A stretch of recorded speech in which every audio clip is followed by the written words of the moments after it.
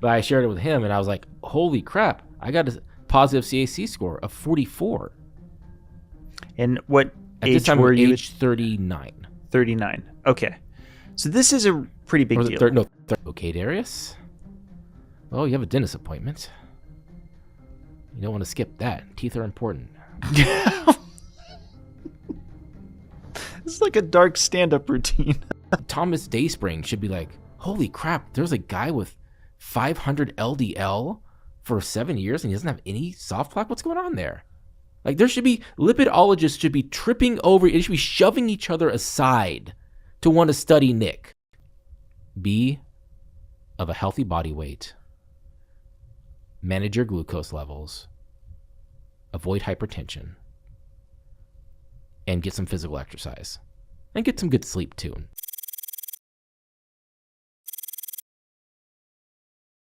You're going to fix the insulin. You're going to fix the hypertension. You're going to fix the obesity in a lot of ways. Not always. Again. So let me take you back to the timeline. Let's go back to the timeline because that's an actually perfect segue. It is because you got the CGM. You took us through the experiment with the in and out. Mm-hmm. You acknowledged, and this is when we kind of got into it, you acknowledged that the two patties by themselves, you say to yourself, this is probably what I should be eating. Mm-hmm.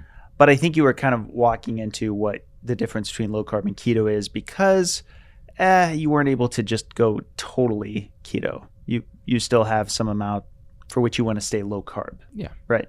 I still want to, have a little fun, enjoy life a little bit, right?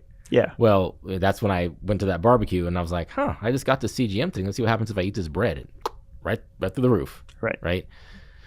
And so that's what set me off on all these different experiments. The low carb versus high carb. I did a 4-day fast one time just to see, and glucose just down to nothing. It's like in the 50s actually. Now by this point, if you've been watching me, if you've been watching Ivor, you were probably familiar with the keto CTA study. Mm-hmm. Were you at all contemplating whether or not you want? I mean, you're in your 30s, so probably it didn't much occur to you to consider getting a scan yourself. This is what kind of brought me to that point, because this is 2023. I had heard about CTA, the keto CTA stuff. I had heard about CAC scans, and I was like, that's what I want to get. I want to get a CAC scan. And so that was actually in 2023 in October, and I got a scan. I remember Dr. Lufkin actually ordered it for me, Robert Lufkin. And it was down in LA. So I had to drive down to LA to do it from Northern California. And so that's a long drive. Yeah, it was fine though. I don't know. I've done that drive so many times. I don't even think about it. And so I drive down there, and during the trip, one of the things I did was because never a moment I can't test something, right? And I think my CGM at the time had just expired, and I didn't have any new ones at the moment. But I'm like, I'll just do it with my glucometer. So I was fasted. I had a banana. I ate I was driving at the time, mind you. And we both drive a Tesla, so we have autopilot, right? So yeah. Autopilot. Let me check my blood sugar. I do a pre-check. It was 105 or something. I eat a banana. I check it, I think 40 minutes later, 179. That's a single banana, a whole food on an empty stomach. And I was like, man. So now there's constant jokes on the LMHR page. Darius, don't eat any bananas, Darius. Right. That banana might come after you. So I drove down there, did the scan, got the results in a week or something. And I remember the first person I talked to my scans about was Mark Lytle. Yeah. Yeah. And he was one of the first people who was doing experiments like crazy on there. So shout out to Mark. He did so many really, really, really cool experiments early on. And he was what started me on I knew your experiments, and then he was posting his stuff. I'm like, I want to do some of my stuff too. And so that's, how that ball got rolling. But I shared it with him, and I was like, holy crap, I got a positive CAC score of 44. And what At this age time, were I'm you? age 39. 39. Okay. So this is a pretty big Or was deal. it no, 38. 38. So this is a pretty big deal because you've no doubt heard it many times over. If you know Power of zero, power of zero, which doesn't apply to me. I'm guessing you're like so many others, and I try to warn against doing this. Mm-hmm. You're going, I'm going to go and get my zero CAC. I'm pretty confident, right? Actually, I was not. Oh, you were not. I was Okay. not confident. So you had a little bit of the history, knowing not only what you're seeing with yourself with the glucose excursions, but on top of that, you have your family history. I knew my LDL was high. I knew my glucose was. Again, I want to take a step back and just say that my glucose issues, I think, are primarily genetic. I've gone all over. I've done the MODI tests. I've done C-peptide. I've done all these different things, checking exactly what's going on with me. And the thing that I've kind of settled on, which I have several genetic markers for, is that I have a less robust first phase insulin response. Right. And that's what it's come down to. I don't have any insulin resistance. Every single insulin resistance marker I check is pristine. My LPIR score is 0 most of the time. My HOMA-IR is always good. My triglyceride HDL ratio is great. Even with the oral glucose tolerance test, where they say, if you're eating keto or something, you definitely need to try to have some carbs or something before the test. I passed that test flying colors on keto. Right? Right. My glucose is back down to normal by the 2-hour mark. I'm totally past it. I'm insulin sensitive, but I seem to have a reduced capacity for first phase insulin. I can increase it a little bit if I'm eating a whole bunch of carbs all the time. Right. But it's still not as robust as it needs to be to keep a glucose flat. Mark, on the other hand, he can eat a giant pizza and 3 pints of ice cream, and his glucose goes from 90 up to 120. Yeah. So for the uninitiated, we should talk about what the first phase insulin response is. Yes. Because as the physiology goes, and you correct me if I'm wrong, we have effectively the pancreas has let's call it a reservoir of what is going to be the activation, and then it releases that first phase. Yeah. So basically, there's preformed insulin already ready to go on the pancreas. Right. So the moment that your body senses a rise in glucose, it's like, boom, send this insulin out. Yeah. Take care of that. It's a bolus. And the catch is that it does, as you said, it can be inadequate to the extent to where there's not enough insulin to match the existing levels of glucose coming in, such that it can shuttle away the glucose comfortably. Mm-hmm. Therefore, the liver moves into what I believe is a la carte, right? Like at that point, it's then starting to produce insulin, but it's pancreas is starting to produce insulin, but it's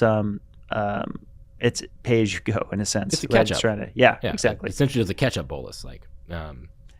And Kraft identified this phenotype literally in the 70s. I think it was something like the late 70s. Group 4, Group 5 or something. No, Group 5 I think is the one that is probably Mark. Mm-hmm. I think it's Group 5. But it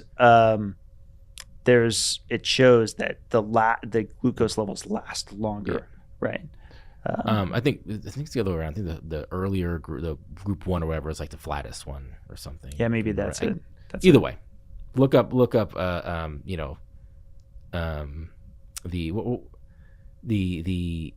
what does he call it?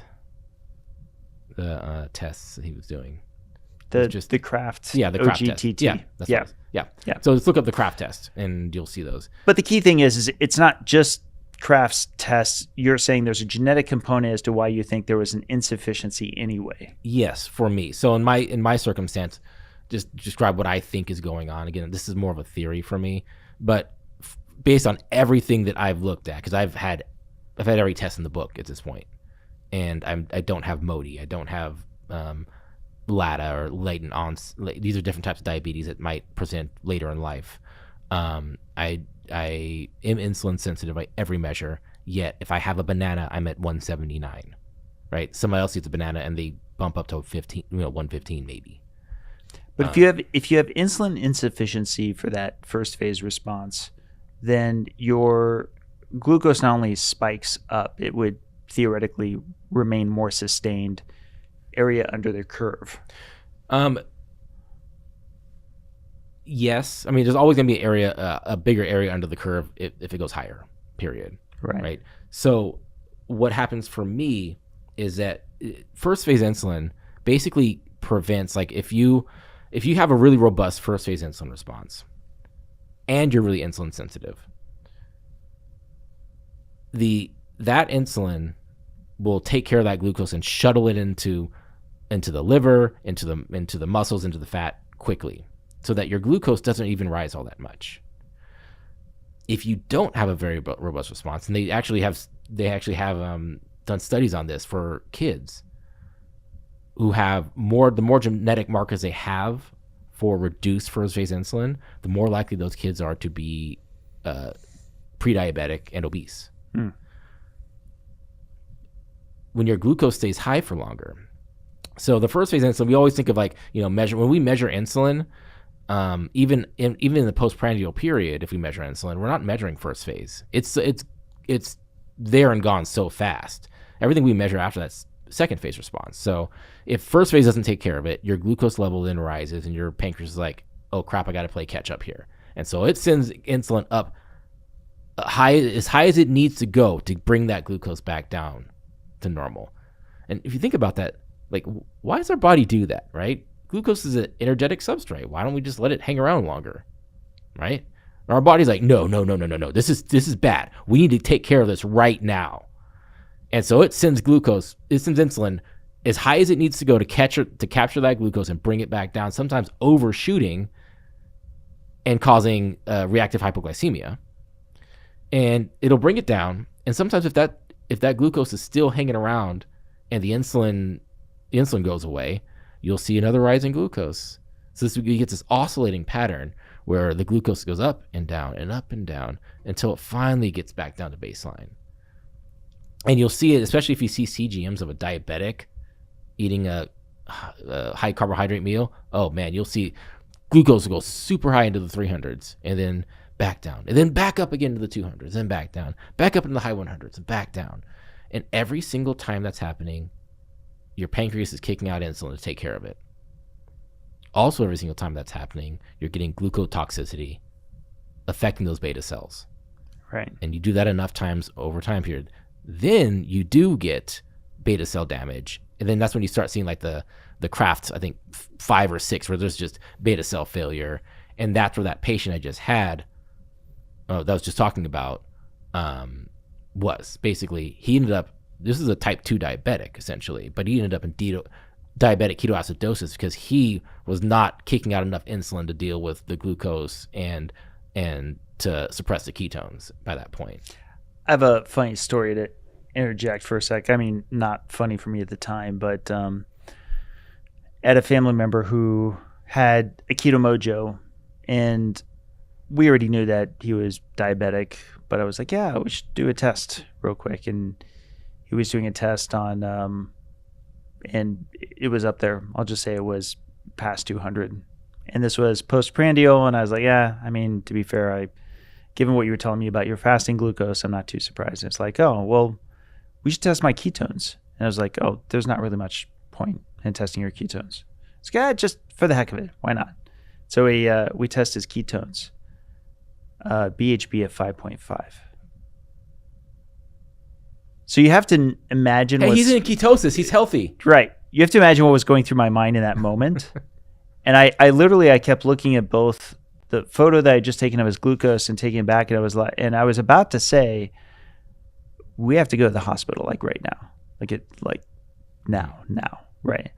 And I look up at him and he's like, I had some exogenous ketones. And I wanted to strangle him in that moment because I was like, that's funny. You playing a dangerous game there. I like this guy. But no. And the thing is, I don't think that he was familiar with DKA. Uh-huh. He was just like amused by the fact that I was saying, well, there's no point in testing your ketone levels. Now, to be fair, I I knew enough, and this is part of why I kept looking. I knew enough to know that the BHB at 5.5 actually probably wasn't DKA. Usually it's enough. Exactly. Usually DKA, for the uninitiated, is like well into the double digits. Yeah, right? you're like over it's 10. Yeah, and there's usually symptoms. There's usually when you're at those levels. But even so, I'm just like, what other way was there to? Granted, it could have been a situation where it was just early. Exactly. Right? True. True. That's a possibility as well. Right? And that's why I was going, because you don't see high glucose and high ketones unless you are in DKA or getting there, right? Right. So I mean, your alarm was it's the correct alarm, right? It was absolutely well founded, but. Yeah, I like this guy. Yeah, I'll be sure to tell him. I'll probably cut this clip and show him a little bit later. He'll get a good laugh. So going back to my scan, 44 CAC at 39, 38 or 38. Yeah. So that puts me into like 90 something percentile, right? I should not have a positive scan at this age, and I'm like, okay, this is really what got me thinking. You know what's funny? I think a lot of people would be like, "Oh my God, this is terrible! Oh, what call my doctor right now." I'm like, I got excited. I'm like, "Whoa, what? This really?" Now, because I'm like, now I want to solve this because I'm one of those guys, right? I need to solve this. What's going on? Why is this happening in me? Why would it not happen to somebody else? Like, I see people who you're obese. You eat garbage all the time. You're score 0. What the hell?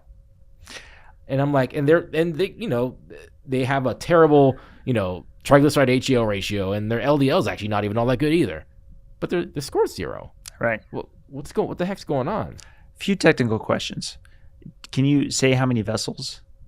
I think when they looked at it, it was 3. I think there were 3 at the time. I mean, I have all that data, but off the top of my head, I can't pull it. Mostly LAD? Actually, most circumflex. Circumflex. Yeah. Okay. So, I have a thought on this, by the way. Yeah, most left circumflex. You're talking about exercise and whatnot. Yes. Of course. You may already know about this. Yeah. That the two places for those who are over exercisers seem to be the LAD and the circumflex.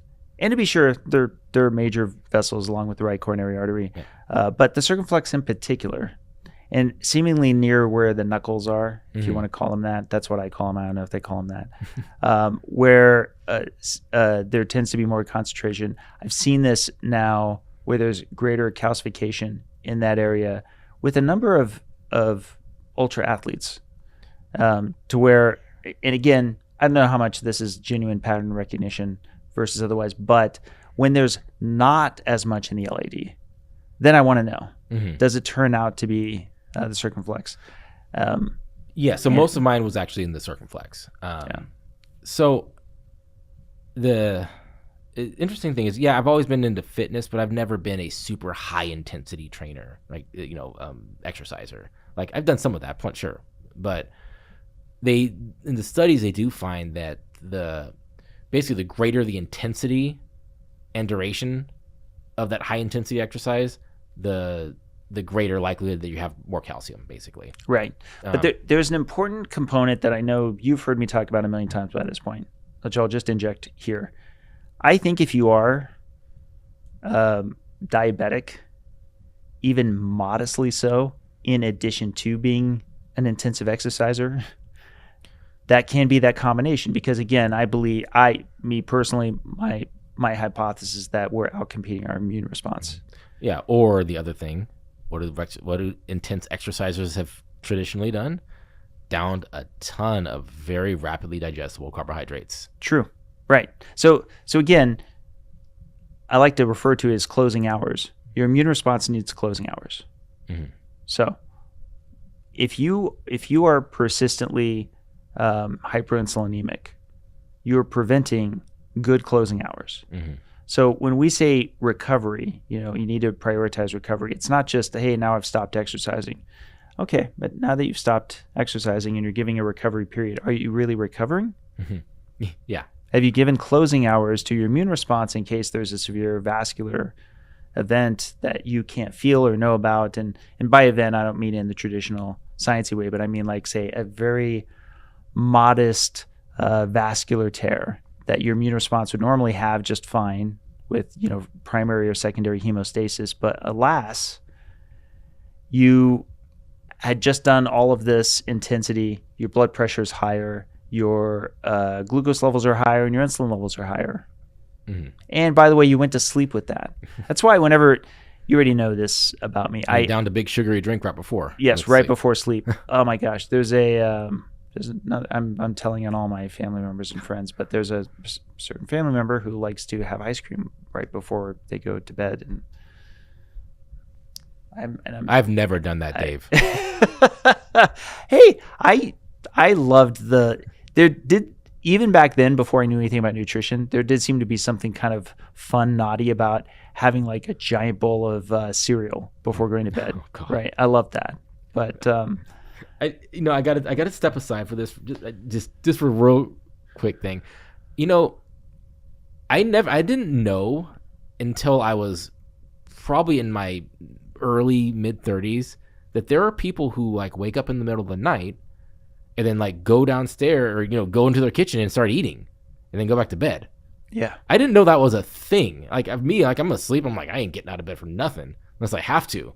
But I didn't even know people did that. And I was like, when I found that out, I'm like, that is a terrible thing. How many people were doing that? Right. And I don't even know. And I'm sure there's lots and lots of people who do it, but like, I didn't even know that happened until like my mid 30s when I heard somebody talking about it one time.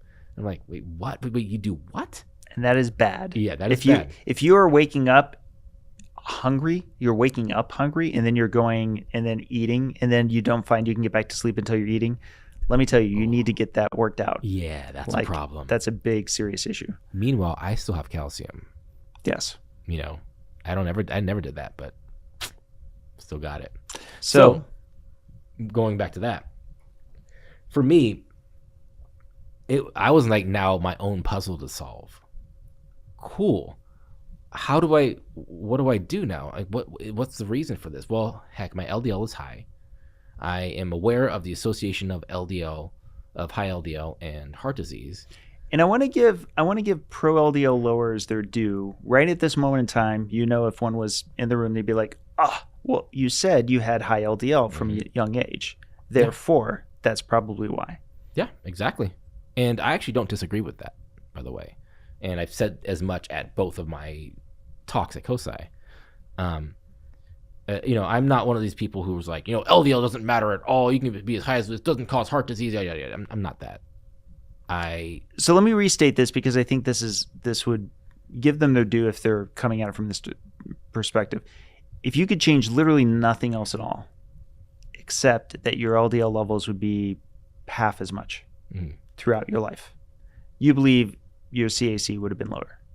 I do think so. Okay. I don't think it would have been 0 though.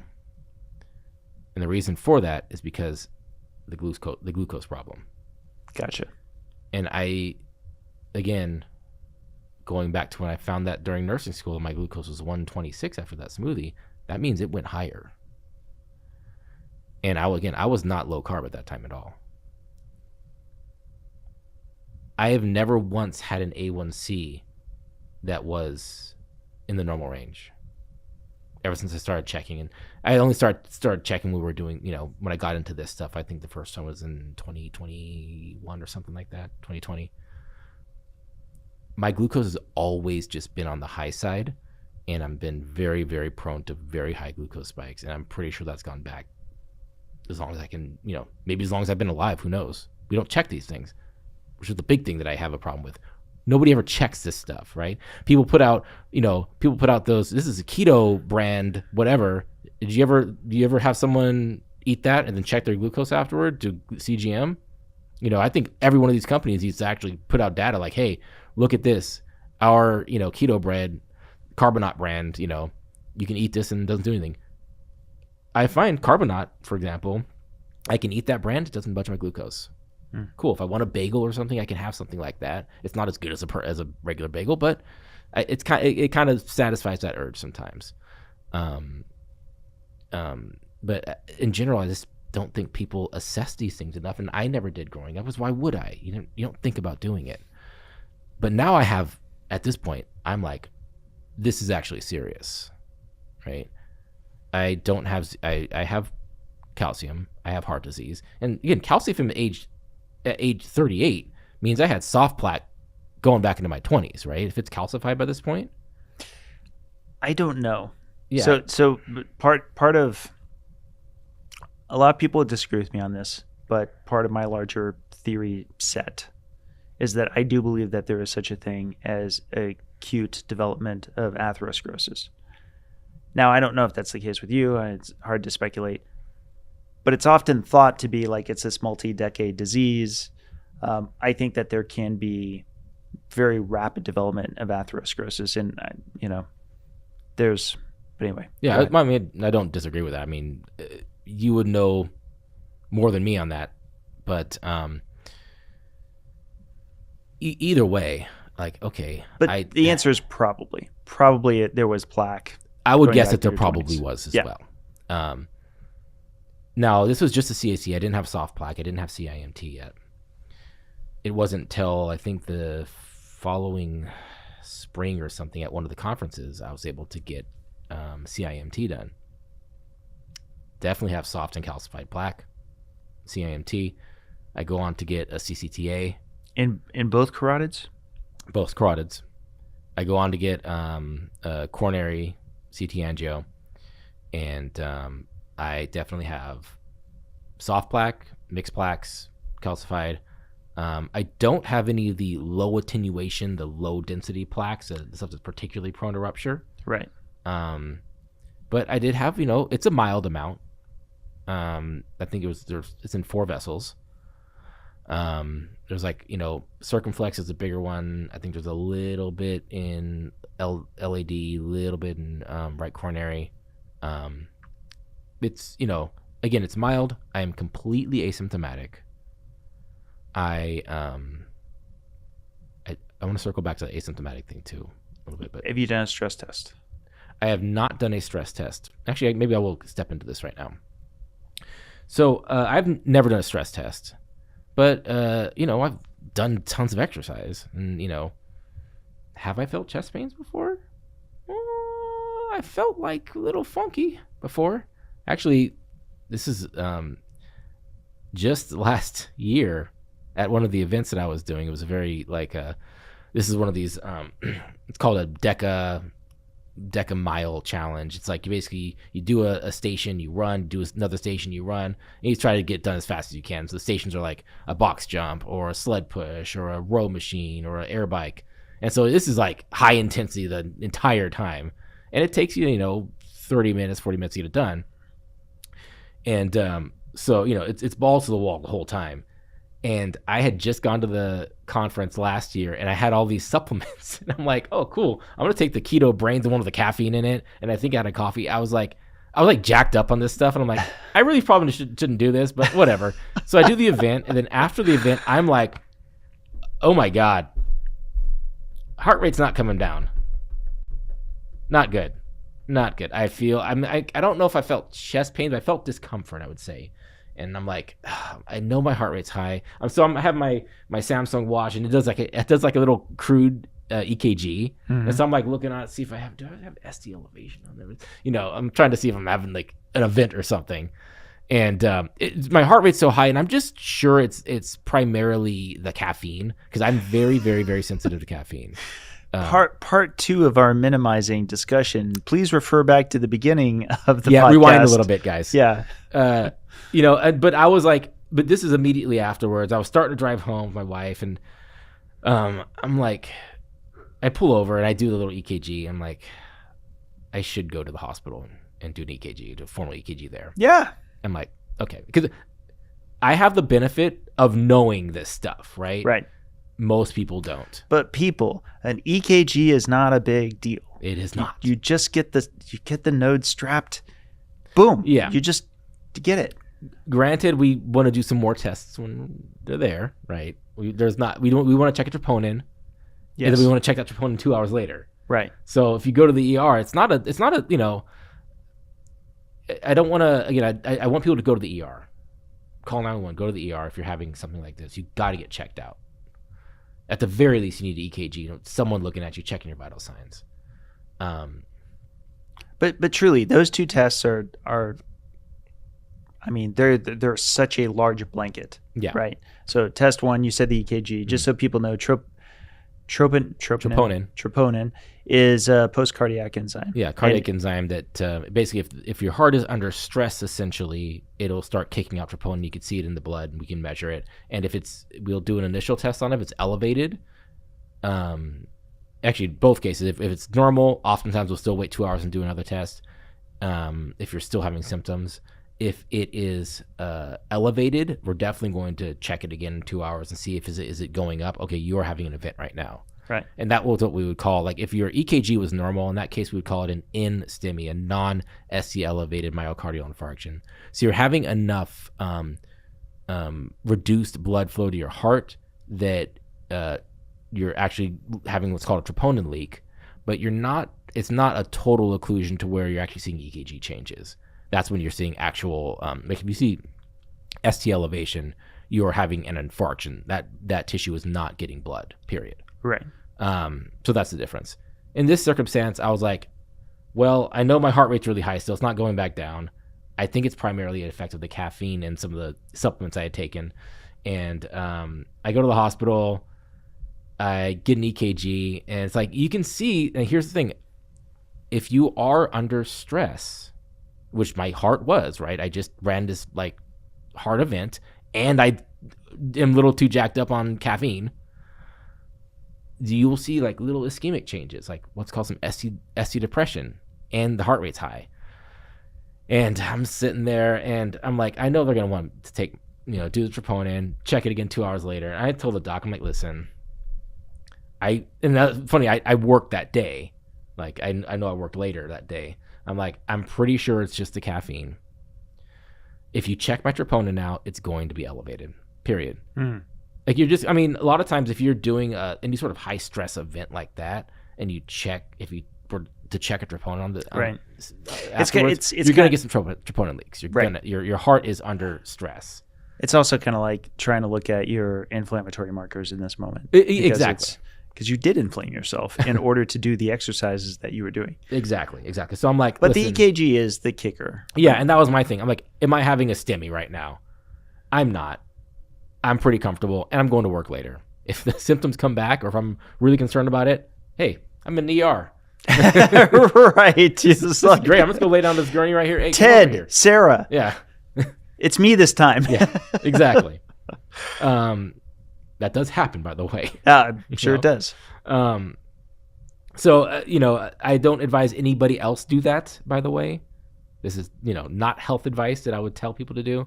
I, for myself and my understanding, and I've had enough experience with this that I knew what I was looking for. I knew, what the risks were, and was able to do enough of a self-assessment and talk to the doctor about it. And he's like, okay, I get it.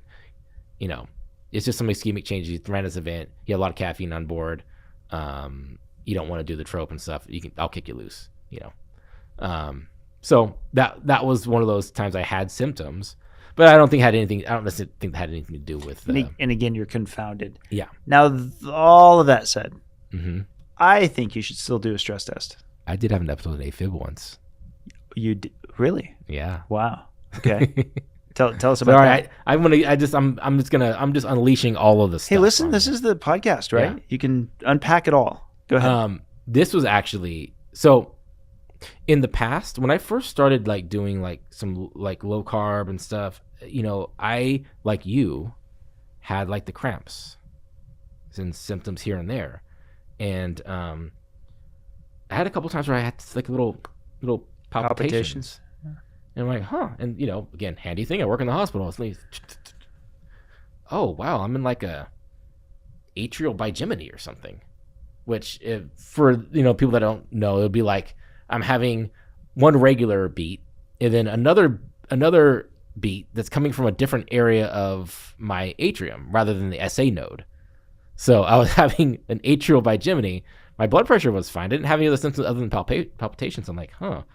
And then there are occasional times I've seen PVCs as well, which is a contraction originating from like the AV node. Sorry, the ventricles rather. So when I saw that, I was like, maybe I need my electrolytes are screwed up. So I remember I bought some magnesium. And so this would have probably been, this is actually shortly after I started working in the hospital I'm at. So this probably was 2020, I would say. It was, I think it was actually 2019 because it was just before, I think it was just before COVID. Anyway, I checked, I bought some magnesium and I was like, maybe I should be supplementing with this. But I bought it, but I didn't really take it. Like I just kind of had it. I don't know why. I think I took it like once or twice or something. And then one night, and mind you, we've talked about this before, you and I am not in favor of people doing fat bombs in general. Yeah. I think it's not good. Like you just should not have that much rapidly digestible energetic substrate that fast. We generally shouldn't be drinking calories to a large extent. A little bit of milk here and there is probably fine. But this is one of those times I was like, I want, this was not even like it wasn't even a low carb thing. It was like, I want a dessert. And so I'm going to chop up some strawberries and some bananas and some blueberries. And this is before I was doing all the CGM stuff. And I just, glug, glug, glug heavy cream onto it. Now, I don't know if this caused this or not. But I was sitting on the couch and I ate that. And a little bit later, I'm like, those weird palpitations again. They're not going away. Check my pulse. That's not regular pulse. With the Bigemini, at least it was a regular pulse. But this is not regular. I'm like, that's not good. I had the Samsung watch. I'm like, let me check this. I do the little EKG on the watch. Yeah. Sure enough, it is AFib. Wow. I'm like, this is a problem. Yeah. For the uninitiated. So AFib. For the uninitiated, this is a cardiac dysrhythmia where, so essentially, the way the electrical system works in the heart, and I'm not a cardiologist, but I think I have a basic understanding of this. You have what's called the SA node at the top of the heart that is the originator of your of the electrical signal in the heart for each beat. So the SA node is a group of cells. It fires off, and that electrical charge essentially distributes across the atria, which then contract the two top chambers of the heart. That contracts. That electrical signal goes down to what's called the AV node, and the AV node holds onto that electrical signal for just a brief moment, and then it fires it off again, and the ventricles then contract. So it allows the top ventricle, the atria to contract, squeeze the blood into the ventricles. Those are able to fill up and then contract and squeeze the blood out either to the lungs from the right ventricle or to the rest of the body through the left ventricle. Well, when you have AFib, basically you have your SA node is essentially screwed up, and it's not happy. And essentially every cell in the heart is capable of generating electrical signal. So when the SA node is not either not getting perfused properly or there's an electrolyte imbalance of some sort, the atria, all the cells just start firing off. So in the EKG reading, what we normally see is that classic thing of you'll see a little bump first, and that is the atria. That's the SA node firing off and the atrial contraction happening. And then you see a much bigger, and you see a little bit of a pause, and you see a much bigger boom, boom, boom, big spike. And that is the AV node firing off and the ventricles contracting. Then there's a little pause, and there's another little bump, and that's what we call the T wave, and that is repolarization. So it's basically the heart resetting before it does its next beat. In atrial fibrillation, what you see on the monitor is a bunch of little squiggles. You don't see that first little bump. You just see a bunch of little squiggles, and then you'll see the big, what we call the QRS complex, where the ventricles contract, and then you'll see the T wave usually. Sometimes it's buried in the AFib artifact, but in general, you're not seeing that first thing firing. So when that's happening physically, your top of your heart's kind of just quivering. It's not squeezing all the blood out. This creates risk of stroke because in the left atrium in specific, there's what's called the left atrial appendage, and if that blood is not continuously being squeezed all the way out and it's just quivering, it's just kind of, there's some stasis in there, you can develop a clot, and that clot will then eventually come out of the left atrium down into the left ventricle and then squeeze out to the rest of your body, oftentimes going up and then causing a stroke. Right. That's why people who have chronic AFib are often put on anticoagulation therapy to prevent that from happening. Right. They'll sometimes even put what's called a left atrial appendage device that kind of blocks that area from getting filled up with blood and having a stasis happen in there.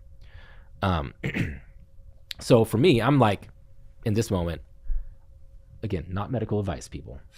Not medical. Go to the freaking hospital, okay? If you have palpitations, go to the hospital. This is going to be a fun podcast because you've broken the wall more than Deadpool, but a lot of these are like fun. I'm excited about post podcast. We'll like make little clips of Darius PSAs. Yes, right. So PSA. Yes.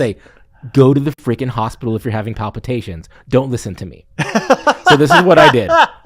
Except for that part. Except for the first. Yes. Anyway. So this is what I did.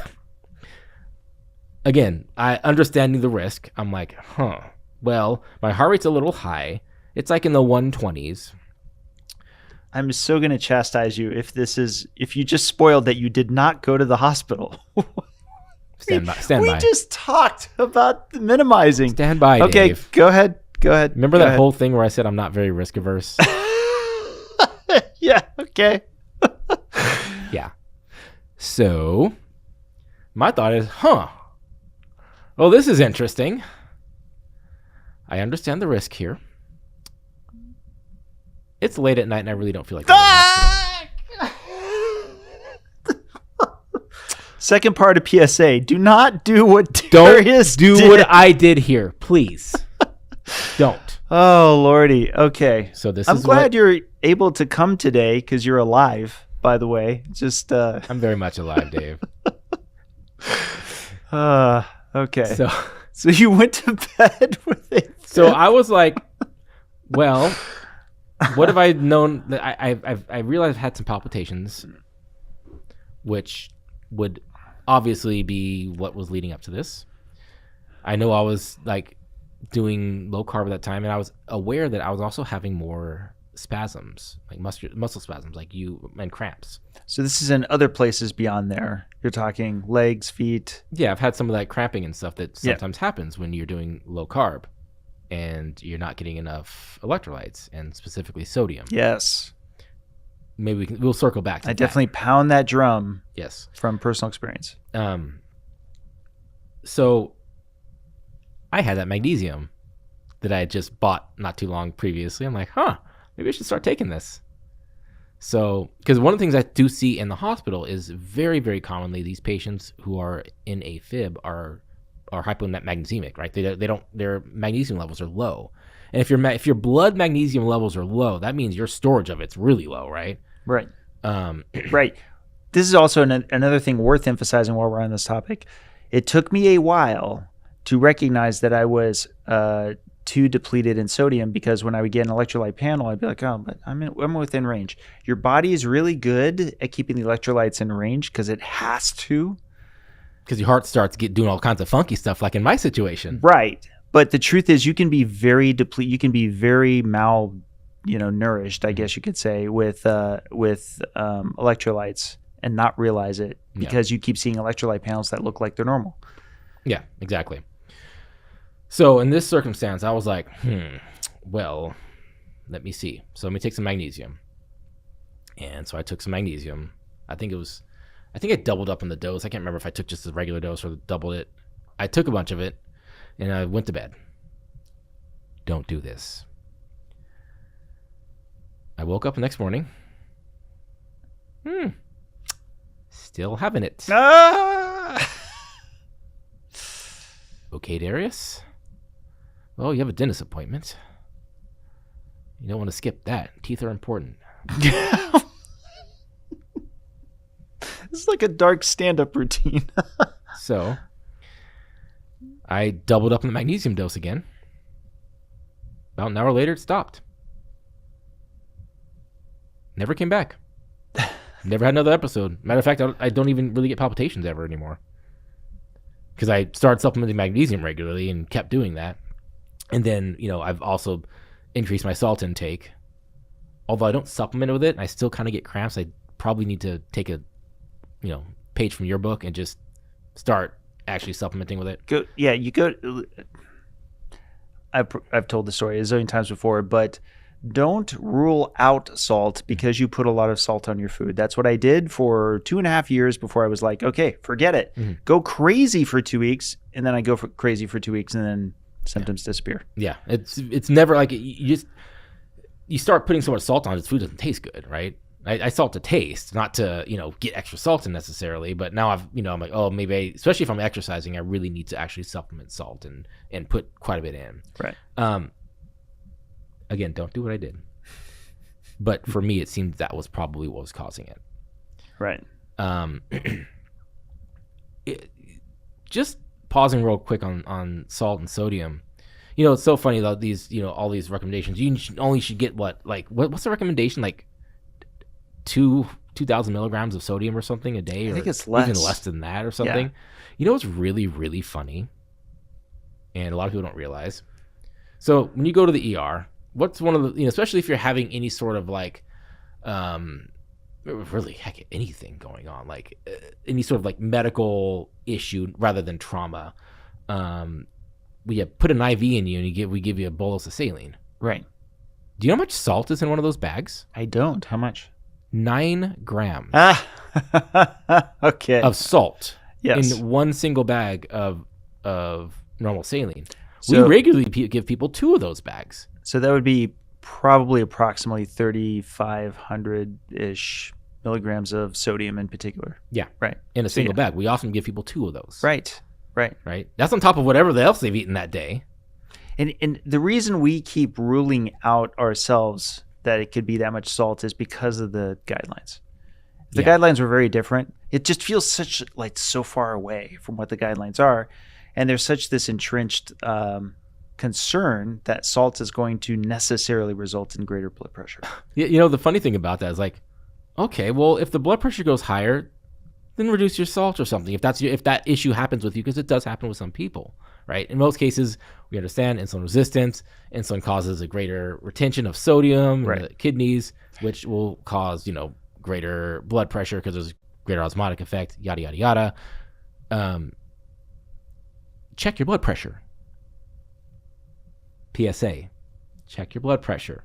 How much does a blood pressure cuff cost, though? Isn't it hundreds of thousands of dollars? There's this thing called Amazon, and you can go on there. Or Walgreens or CVS. You can do it for free.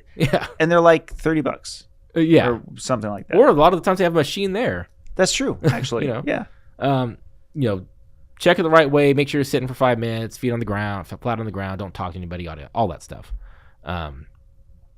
More importantly, check it regularly, because any one single reading is not going to give you what you can't, unless it's like 180 over 110 and you were just like sitting there, a single reading is not good enough. But, if you get a reading that's like 134 over 92, take a minute to calm down. Don't run into somewhere. Recheck it again, a couple minutes. In general, trying to see if people are chronically, excessively hypertensive. Okay, going back to where we were. Symptoms, other than those times that I've mentioned, I haven't really had any I haven't had any cardiac symptoms other than those 2 times. Um, although I will say, I think during another race, I had one of those moments too. I'm like, ooh, I don't feel good. I need to stop for a minute, recovered, kept going. And this is the thing.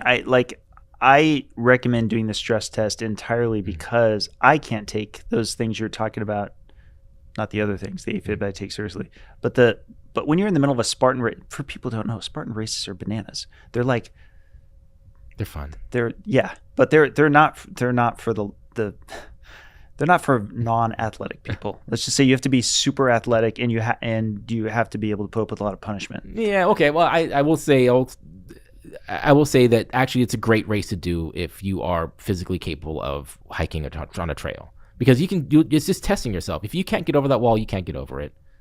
Yeah. If you can't do the monkey bars, you can't do them. But it's great to just test yourself and your ability and push yourself past your comfort zone, crawl in the mud, do these things that you will never, ever, ever otherwise do in your life. I mean, I think it's a good get out of your comfort zone yes, kind of thing. Yes. I think that's so important for mental health, by the way. But that brings me back to my original point. I don't feel like the Spartan race or even the thing you just told me is a good stress test. Mm-hmm. You want to do a stress test in a controlled environment for which it's comparable to other stress tests. Doing the Bruce protocol and all that. All that stuff, yeah. So I actually have a story on that one. Patient came in. 30s male, started having chest pain while playing soccer. Definitely is like, this does not feel right. This is the classic symptoms. Calls 911. EMS gets there, does a 12 lead EKG on it. They transmit it to us. It is clear as day, classic inferior STEMI on that. Okay, we're going to call STEMI alert the cath lab. Comes in. He's, again, male in his 30s. He's obese, but he's fit enough to be playing soccer, right? But he's having full-on STEMI. Goes to the cath lab, pretty widespread vessel disease, and obviously a complete occlusion. I think it was RCA because it was inferior. Just so, inferior MI just means where the occlusion is happening and which vessels are affected, and particularly which ventricles are affected in this circumstance. So mostly this is a right ventricle being affected by occlusion in the RCA, right coronary artery. And I love looking this stuff up, because I'm like, oh, cool, I can nerd out on this patient. I can look at the chart. What is lipids? Oh, well, it's the classic, really bad triglyceride HDL ratio, and normal to maybe slightly elevated LDL. I don't think there wasn't any glucose readings. Glucose readings are mostly normal, I think, but I don't even know if there was an A1C.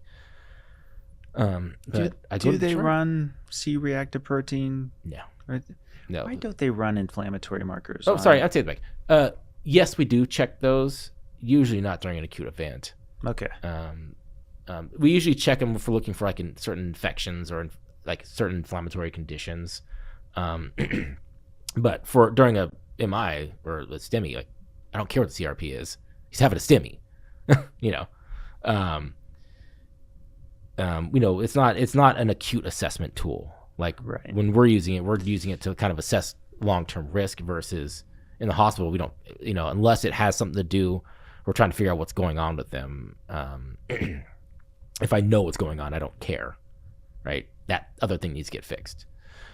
So I go on the chart and I go, well, has he been in here for other things? Oh, he was here 10 years ago. Oh, for chest pain. Oh, while playing soccer. Okay. Same patient came to us with chest pain. Full workup in the hospital. Everything was done correctly. Troponin is normal, EKG is normal. Gets sent out with a follow-up stress test, does a stress test, passes with flying colors. 10 years later has a STEMI. At no time did this patient get any imaging. So, I while I think stress test is good,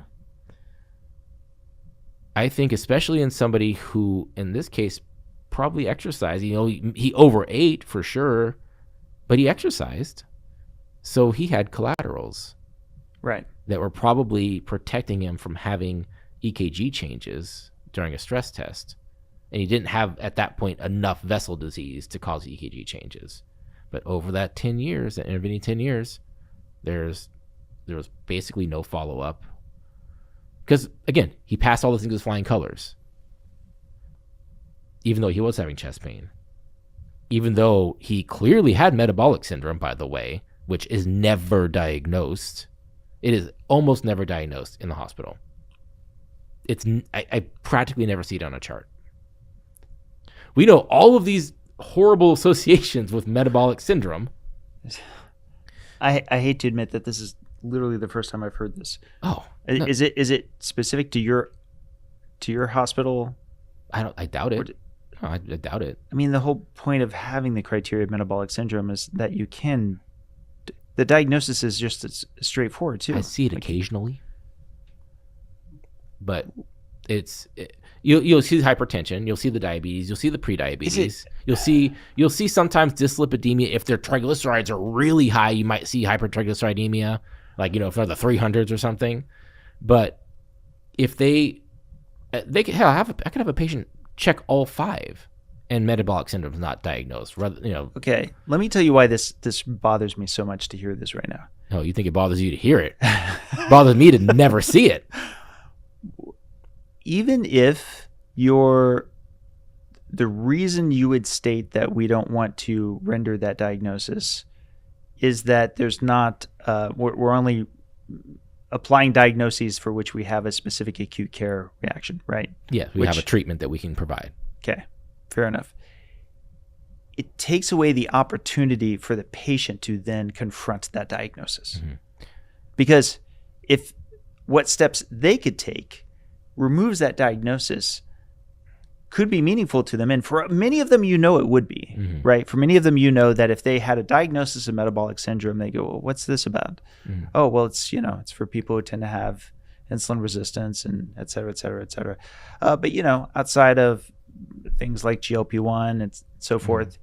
they're just the fact that it would be in front of them. They could then look it up. Mm-hmm. They could then learn more about it. They could find out what it is that they can do. Particularly if they don't yet have a diagnosis for something like, say, diabetes, because you can often get metabolic syndrome mm-hmm. before you get diabetic, right? Yes. Why, again, even if the healthcare system isn't going to specifically take action on that, why wouldn't they allow the patient to know? So I don't have an answer for that, really. Because I see it all the time. They definitely meet 3 criteria. Many times they meet 4 or 5. That diagnosis never exists in the chart because it's not something that we treat or do a procedure for. And, as far as the doctor is concerned, well, you're hypertensive. There you go. And a lot of times I think there's all this piecemeal stuff that happens as well. Oh, you're hypertensive. Here's a medication. We check your lipids, but we don't really care about them that much. Or we care about your LDL, but we don't really care about your triglycerides or HDL. Unless they're either are super high or super low, right? If your HDL is super low, then they go, okay, you're low HDL. I've actually seen that diagnosis. Where like low HDL as a diagnosis, or hypertriglyceridemia if, again, their triglycerides are super high. But never does it actually reach that constellation thing of like, oh, this person has metabolic syndrome. And I think we're failing these patients. And because of that, actually, I recently approached one of our educators, and as working in a major hospital system, I have access to a lot of data and actual patient data, everything. And we can do if I propose like, hey, and I brought this up to my one of my superiors recently, and I was like, hey, I would like to do a case series where I pull all of the patients in the last, say, since beginning of last year, who are under the age of 45 that have had a cardiovascular event. And I would love to, I don't know how many people that's going to be. Obviously, there might be limitations on my time, but, if I could pool 20 patients, for example, and I can go through all of them and go, this patient had metabolic syndrome, never diagnosed, metabolic syndrome, never diagnosed, low HDL, LDL treated or not treated, high, low, whatever, they were obese, they were pre-diabetic. I could, pull those patients and be like, hey, listen, all these people had an event and we had all of this data on them and we never intervened at least with imaging, even with imaging, right? Yeah. You don't even need to give a medication, just image them. I've never once seen a CAC scan anywhere on a chart other than when a patient is symptomatic, like chest pain, we think it might be cardiac origin, maybe they have a low troponin, a little bit elevated troponin, or maybe it's normal, but we're still suspecting cardiac. Then occasionally we'll actually do a coronary CTA and actually look at the vessels. Interesting enough, I actually been in on plenty of those before, where I actually go and I give the patient nitro and we're giving them labetalol or something like that, get their heart rate lower. So I see those in acutely symptomatic patients that are really suspecting something cardiac, but like these other patients, a lot of times you get a stress test, you pass with flying colors, done. No follow up, no imaging. CAC scan is never done.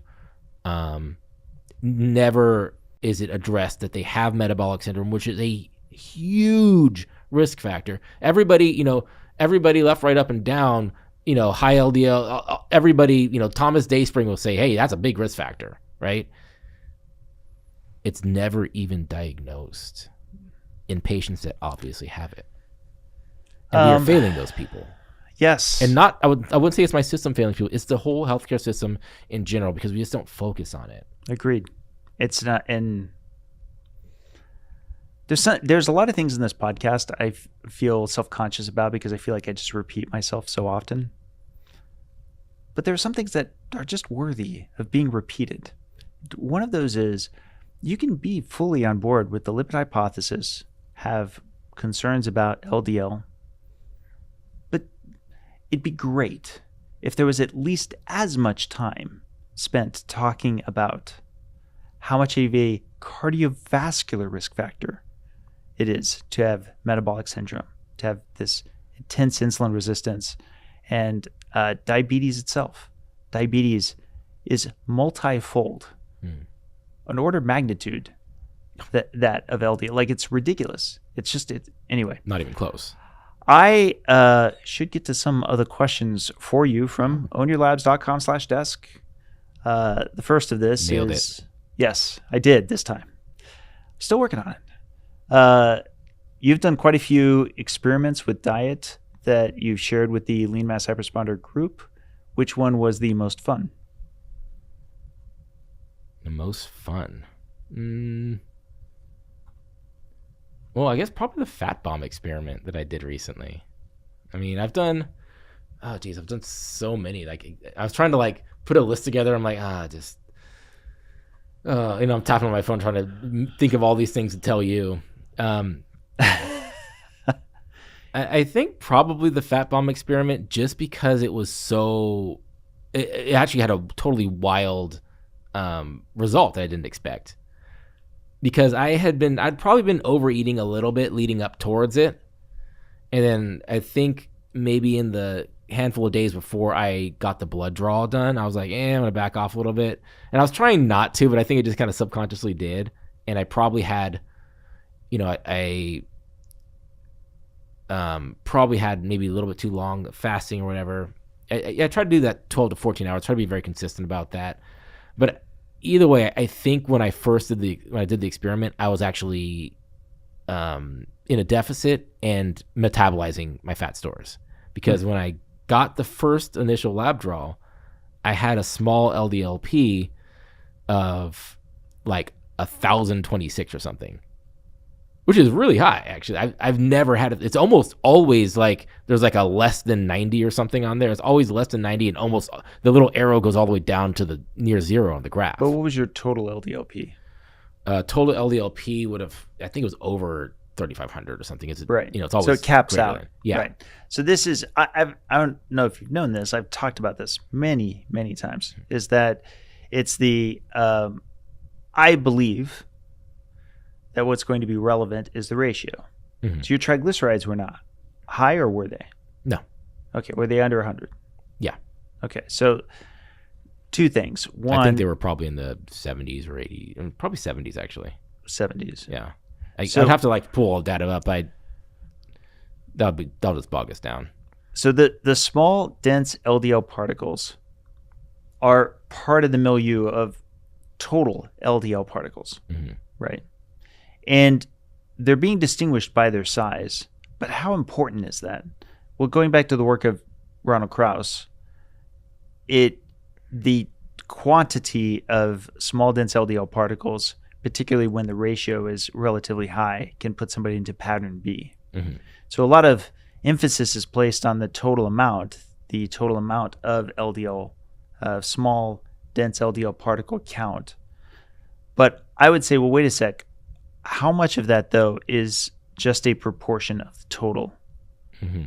Which, when looked at in the total, often people like yourself are still pattern A versus pattern B.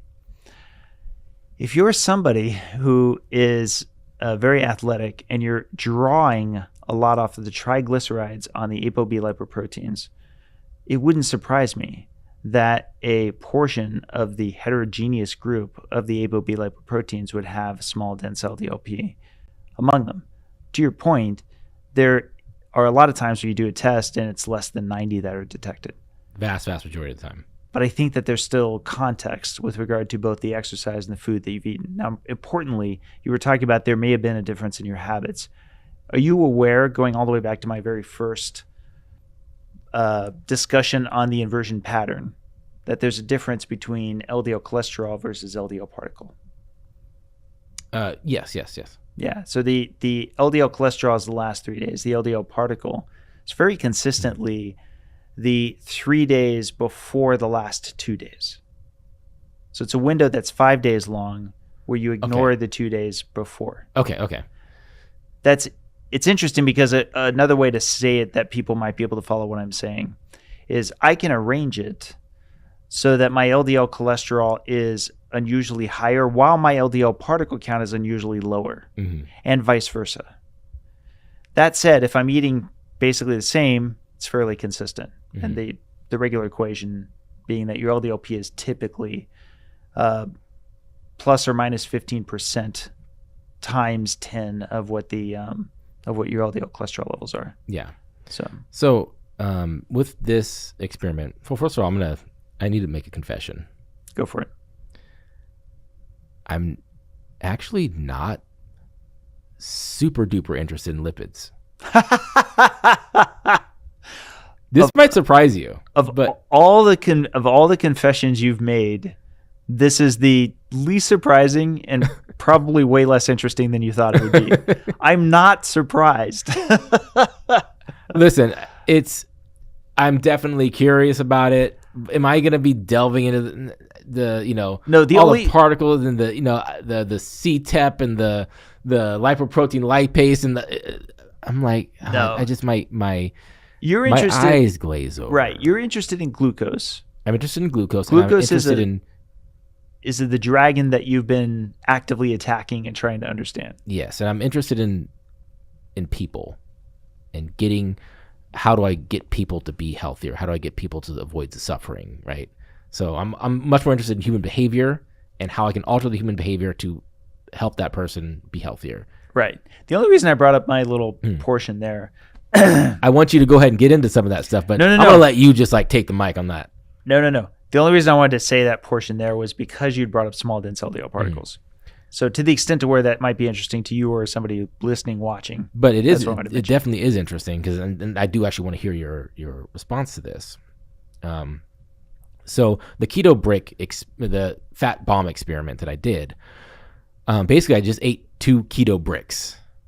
And if you don't know, again, shout out again to Robert Sykes and literally Keto at the time we're recording this, I had just dropped that episode this morning. I started watching it. Yes, actually. And he talks about the keto bricks, his invention. A lot of people love it. Apparently, you like it, right? Oh yeah, they're great. They're very dense. They are a brick. Brick is a good word because imagine nibbling on a brick. It's like that. Yeah. They're not for everybody for sure, but I actually really like them, especially the brownie batter one that he has. So my thought was, I was like, okay, I'm really interested in what happens when I just overload the system. And I'd done this experiment previously, but I didn't get as much data. This I wanted to be like almost like a craft test where I do a blood test beforehand. I eat the 2 bricks, and again, each one is 1,000 calories, so it's 2,000 calories total at one time. And this is 176 grams of fat total. 112 of that is saturated fat. So this, and it's 35 grams of protein each bar, so it's 70 grams of protein, and then I think 5 grams of carbs per bar. So this is a massive, massive load of calories. And before you go on, because I know that you are part of the club of us who've done high caloric, high fat experiments, including the one you're about to talk about. For anybody who's listening, these are hard. They're hard to do. You'll often hear an experiment like this, and people will go, "Oh, yeah, I could eat like 2,000. In fact, I had like 2,000 calories of a chocolate shake or something like that recently." It's different when it's high fat. It's actually super hard. Oh man, it was tough to get 2 of them down. I was going to say 2,000 calories. I appreciate your perseverance because I can't imagine it. Especially when you're not particularly hungry at that moment. Like if you're exercising a whole bunch or something and you're kind of hungry, yeah, you could probably pound down 2 of those and no problem. And it's funny. I was talking to Sean Baker and Rob about this, and they're like, "Oh yeah, I've eaten like 4 of them." It's okay. Wow. All right. And I thought I was like doing something crazy, right? So Sean Baker's a beast, though. Yes, that's true. Yeah. So I thought about doing this experiment, and I was like, okay, well, I want to check the NMR panel. I want to check free fatty acids. I want to check LP2 LPPLA2. Yes, LPPLA2 activity. So that's a marker of inflammation in the blood vessels. And kind of. We'll talk. Yeah. I checked HSCRP. I checked ESR. And so I sat down and ate these 2 bricks.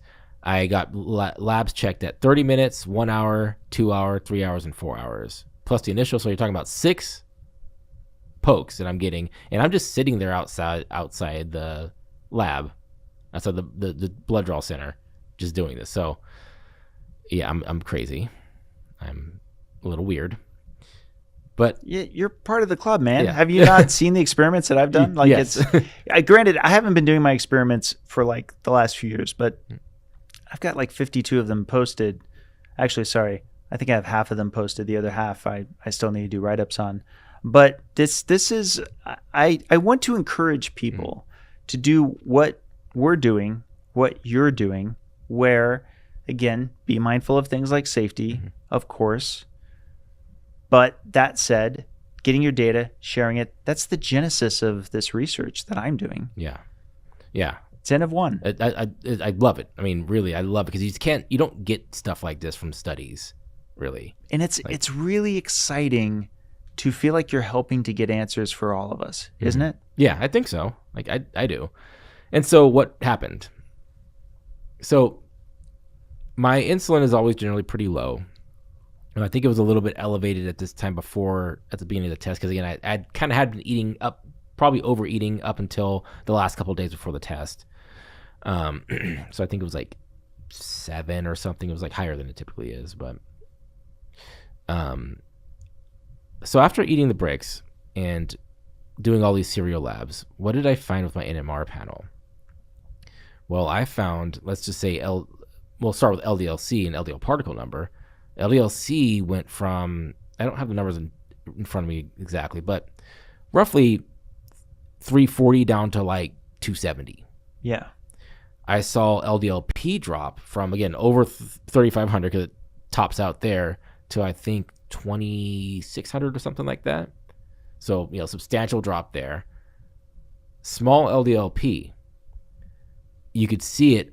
I did 3 separate NMR lipid panels, and it goes from 1,000 to 500 to less than 90. So small LDL-P just dropped off a cliff. And actually, I think that lends a lot of weight to the lipid, or to your lipid energy model, right? The structural component of the energy model. Yeah. I would argue it's the unpublished structural component. But so you would do a much better job explaining of what's happening there than I would. So you care to explain what you think is happening in that situation? And it's really kind of basic in that you and I and every other human listening to this, we have subcutaneous fat. That of the cells in our body is one of the most elastic. So, of course, it's stretching as you get more contents in it. What's it containing? Well, a number of things, but predominantly fat, right? That it reesterifies into the form of triglycerides. Okay, here's the thing, though. It's not really stretching, not in the way that we think of stretching. It's not like the same surface just has some... No. What you need to do is it's more like you have to add pieces to it to increase its surface area. You need more phospholipid. Exactly. Phospholipid and free cholesterol. Now, isn't it handy that the same submarines that are carrying the cargo, that is the fat that is going to be stored in it, are made of those same phospholipids and free cholesterol? It is. Isn't it also handy that there are receptors on these adipocytes that we have in the subcutaneous fat, such that it can literally not only take the fat off of it through lipoprotein lipase activity, it can straight up engulf it. It can eat it, right? Why would it eat the whole thing? Well, so that it can take it into the lysosomes and take it apart and then ultimately incorporate those phospholipids and free cholesterol into its surface area so that it could expand, right? Now, I don't think that it's even a gigantic amount. I think it just needs to be a little bit. But if you're in storage mode, if you're bringing in a lot of fat and you're telling your body, we're moving up the storage, then some amount of those particles are going to be swallowed by the fat cells that do now want to increase. And it makes it easier because now they can accommodate more of the contents that you've given it. That's the structural component. And what's fun about this is, as you know, that's on the overfeeding. Hey, what about on the exercise front? What about resistance training? Are those a different kind of cell, the myocytes, muscle cells, for which there would also be a greater demand for structure? Does that also have an effect on LDL and LDLP? It does. Wouldn't it be cool if it turned out that a lot of this, this additional information that we're getting from the inversion pattern, that we're getting from things like these exercise-induced, changes in LDL, that we could really only see it at these levels from being fat adapted in the first place, so that these lipid levels are more predictable, so that we can tell if it's like lower or higher in a way that's meaningful, right? That's what I love about this, is these experiments, when you do a lot of them, and you're doing a lot of them, you get a sense of things like baseline, so that you know what you should have been seeing, given all of the other conditions being controlled for, and now what your experiment is doing and giving new information in that regard. Yeah. So. Yeah, I love dynamic readings. Like, one of the reasons I love it is because people will get so emotional about a single lab that they get. Like, for example, the testosterone during this I checked testosterone at the beginning and end. It was 700 something at the start, 400 something at the end. Now, if you'd gotten in isolation the 400, you might be going, oh my God, my testosterone's kind of on the low side. What's going on there? For me, I'm like, oh, I have both. It's just, it goes up and down. These things change. It's dynamic.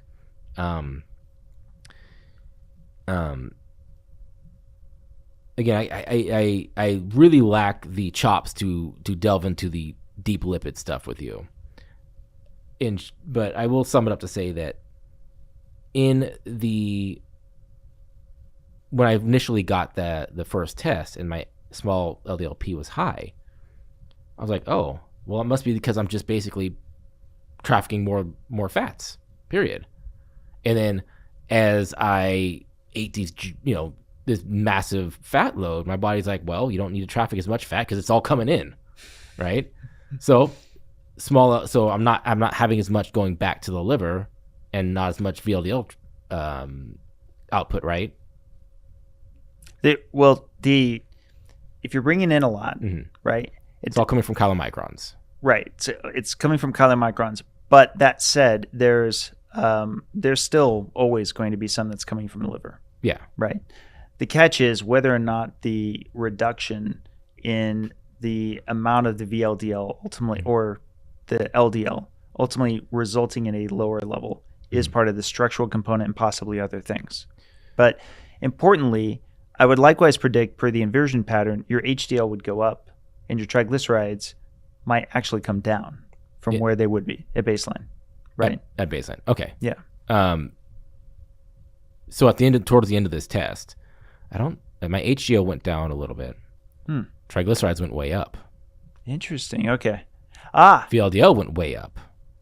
VLDL size went way up. Gotcha. Small LDLP dropped because those particles, there's just too much traffic. Yeah, right? They're not getting remodeled. Then in that case, yes. I mean, and here's the thing. I want to be sure that I state this in a way that it can be tested. That I'm not saying, oh, well, when the pattern doesn't look the way I want, then here's my explanation for it. But that is the explanation for metabolic syndrome per my position, which is that it is a traffic jam. So in virtually all versions for which I've induced the inversion pattern, I'm pretty confident that I didn't go too far. But is there theoretically a too far for which you would effectively emulate what metabolic syndrome is? Yes, because you've now created traffic jam. Yeah. There's just a rate limitation to how fast your cells can, or your adipocytes can take up both the fat you're bringing into the system, and then I just don't know what it is. Yeah. Well, I mean, in this case, I had an enormous amount of excess energy coming in and no output. I was just sitting there, right? How much were you eating per day, though? Like, what did it come down to? My general intake. I mean, I could look it up, but again, it's probably 3,000 to 3,200 calories. No, but that's your regular. Yeah. What for this experiment? How much did you eat per day? For the experiment, I mean, I didn't change anything. I was eating basically that amount per day. Oh. Up until this is a single day experiment. Okay, so wait a sec. You're talking about not a fully fasted test. I was 12 to 14 hours fasted. You were 12 to 14 hours fasted. Yes. So you ate the same amount. I think when I look back at my data, I'm like, there was something weird that went on. I'm not exactly sure if I was. Oh, I think I might have been overeating. I'd have to actually look at my chronometer and parse out exactly what happened. I think I might have been overeating maybe a couple of weeks before that, and then maybe that week was better. I'd have to really, really parse out the data even though I tracked everything. When I did the write-up on it, I didn't really do as a thorough job as I should have. I thought when you were saying there's something going on there where I clearly was at a deficit leading up to that draw, because I never had small LDLP that high. But everything else looked fine. It was weird. It was actually really weird. It was super surprising. And it was kind of a happy surprise. So I'm like, oh, wow. And now when I did the test, I could see it drop. Gotcha. I think I got lost in your initial explanation, because when you were talking about flooding the system, I thought it was an overconsumption, like fat bomb experiment, and that's sorry. It was fat bomb all at one time. That only in that moment. Gotcha. Not in the days leading up to it. I think I was just a little bit under, and I might have been exercising a little bit more in the days leading up to it. It was a single meal binge. Correct. Would be the best way of putting it, right? Yeah. And you were 12 to 14 hours fasted from when? So you would have timed it to the evening. Yeah, I would have stopped eating the evening before, and then ate. I had the brick, I think, sometime around 8 a.m. or something. 8 a.m. But Yeah. then how long were you fasted until you got your next blood draw? Was it was it 7 the next day, 8 a.m. the next So day? no, this is all within 5 hours. So within 5, so All 6 of those draws were 5 hours me sitting there.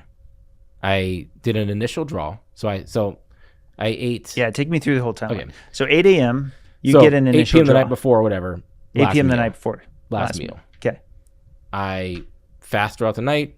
I was 12 to 14 hours fasted by the time I get over to the blood draw center. Okay. I draw my initial lab. At roughly 8 a.m. Yeah, maybe a little before that. Okay. Then I eat the 2 bricks. 2,000 calories. 2,000 calories. Keto bricks. Okay. Keto bricks.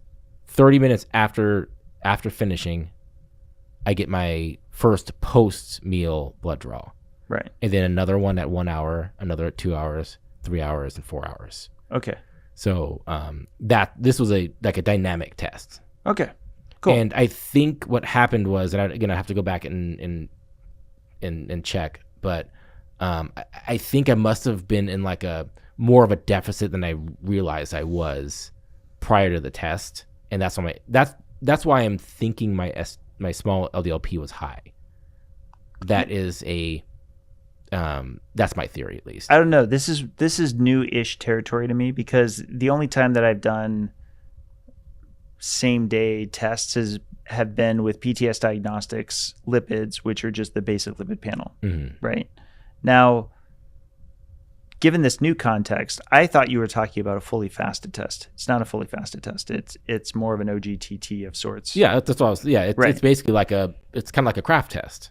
Actually. Yeah, that's but you couldn't the model that I explained earlier with regard to the endocytosis of the particles.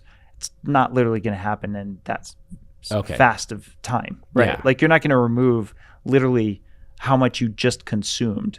I would expect your triglycerides to be through the roof, which they were postprandial. Yeah, like you just installed them from the keto bricks. Yes. Right.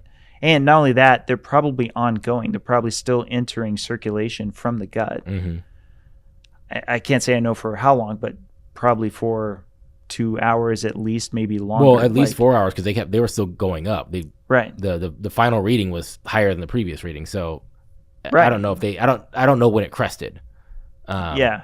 So this is okay. So then this like helps with the context. I didn't understand that part first, but yeah, I'll be interested to check out that data, just because I've never gotten it from a particle standpoint. I had posted it on the LMHR Facebook page. I don't know if I tagged you in it, but the other thing that I found during that was, we always talk about hyperinsulinemia and insulin resistance, and saturated fat causes insulin resistance, right? We do hear that a lot, especially from the high carb side. And Ben Bickman will say, actually, it does. But it doesn't necessarily cause hyperinsulinemia. If we're defining hyperinsulinemia as, say, insulin above 25 micro-IU per milliliter.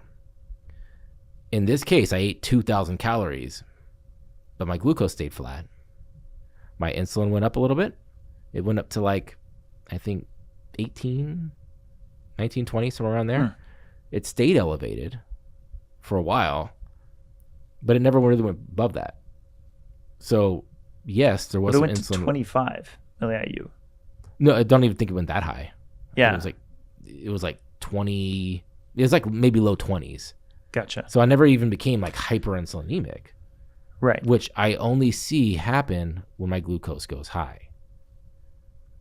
Now, if you have what a lot of people eat every day, a high carb, high fat meal, you're going to have high glucose, high insulin, and an insulin resistant response to the saturated fat in a person who's already insulin resistant at baseline.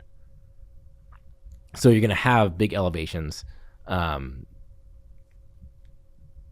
I have this particular problem myself where the first phase insulin response is just not as good, and my glucose goes super high.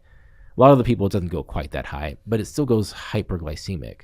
And if I'm defining that as glucose over 140, that one's squishy too. I settled on that definition because I think it was like the World Diabetes Federation or something said that like generally your glucose should never go above 140 when you eat. So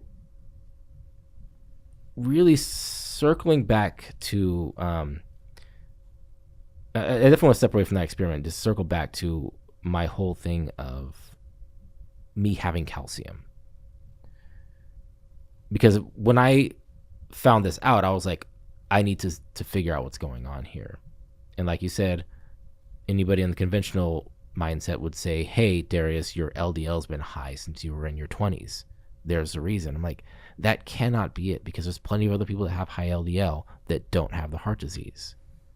So what's going on? What's the key difference in my situation? We have Nick recently that, showed, hey, his arteries are squeaky clean. He doesn't even have any soft plaque. Right. With LDL in the 500s for 7 years. Right.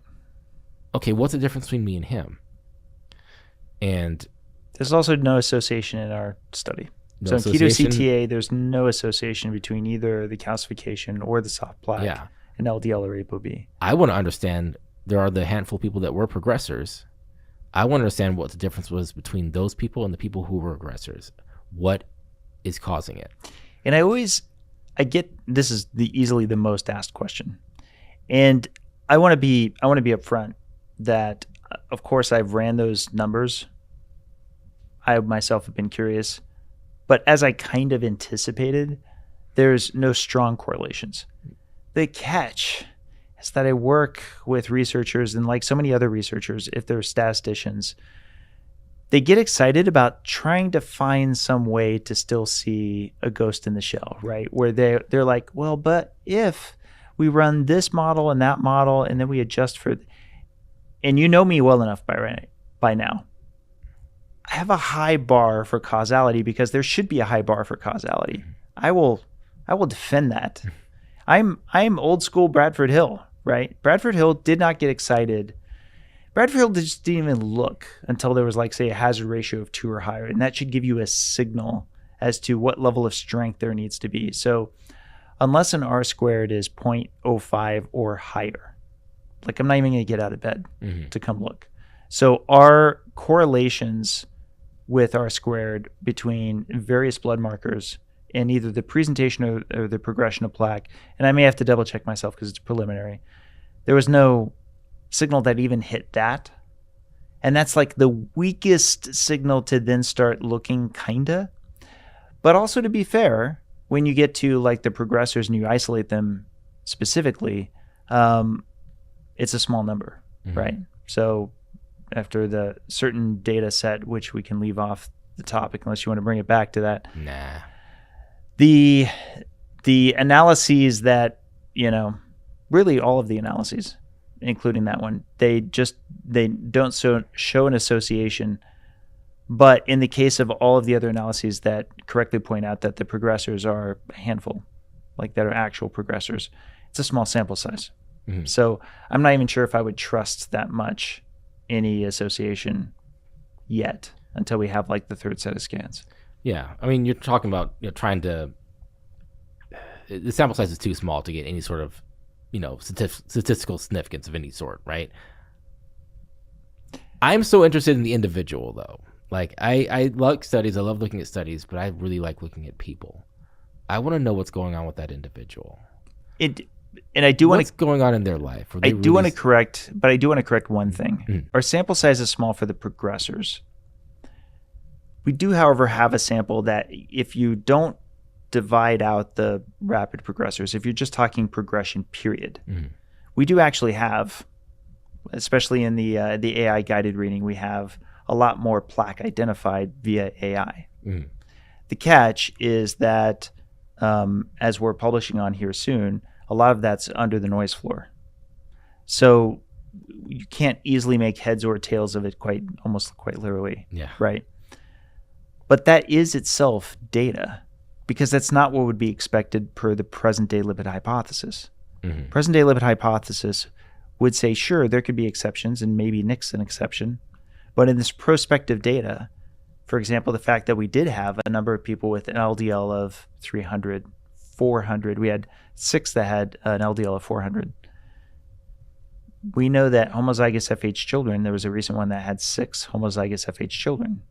And 4 of the 6 had measurable plaque on the older CT angiograms, right? And that was at very low levels of LDL exposure, assuming the LDL exposure is the central driver.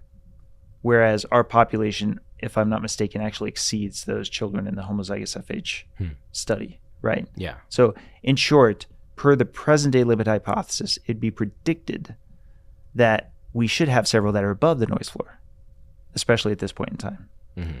So this is a lot more that are above the noise floor. Correct. A lot more that are above the noise floor. So this was kind of the gist of where my talk was that was in Boca, which is, hey, is it really not truly that exciting that there's not an association between what are typically associative blood markers with cardiovascular disease outcome?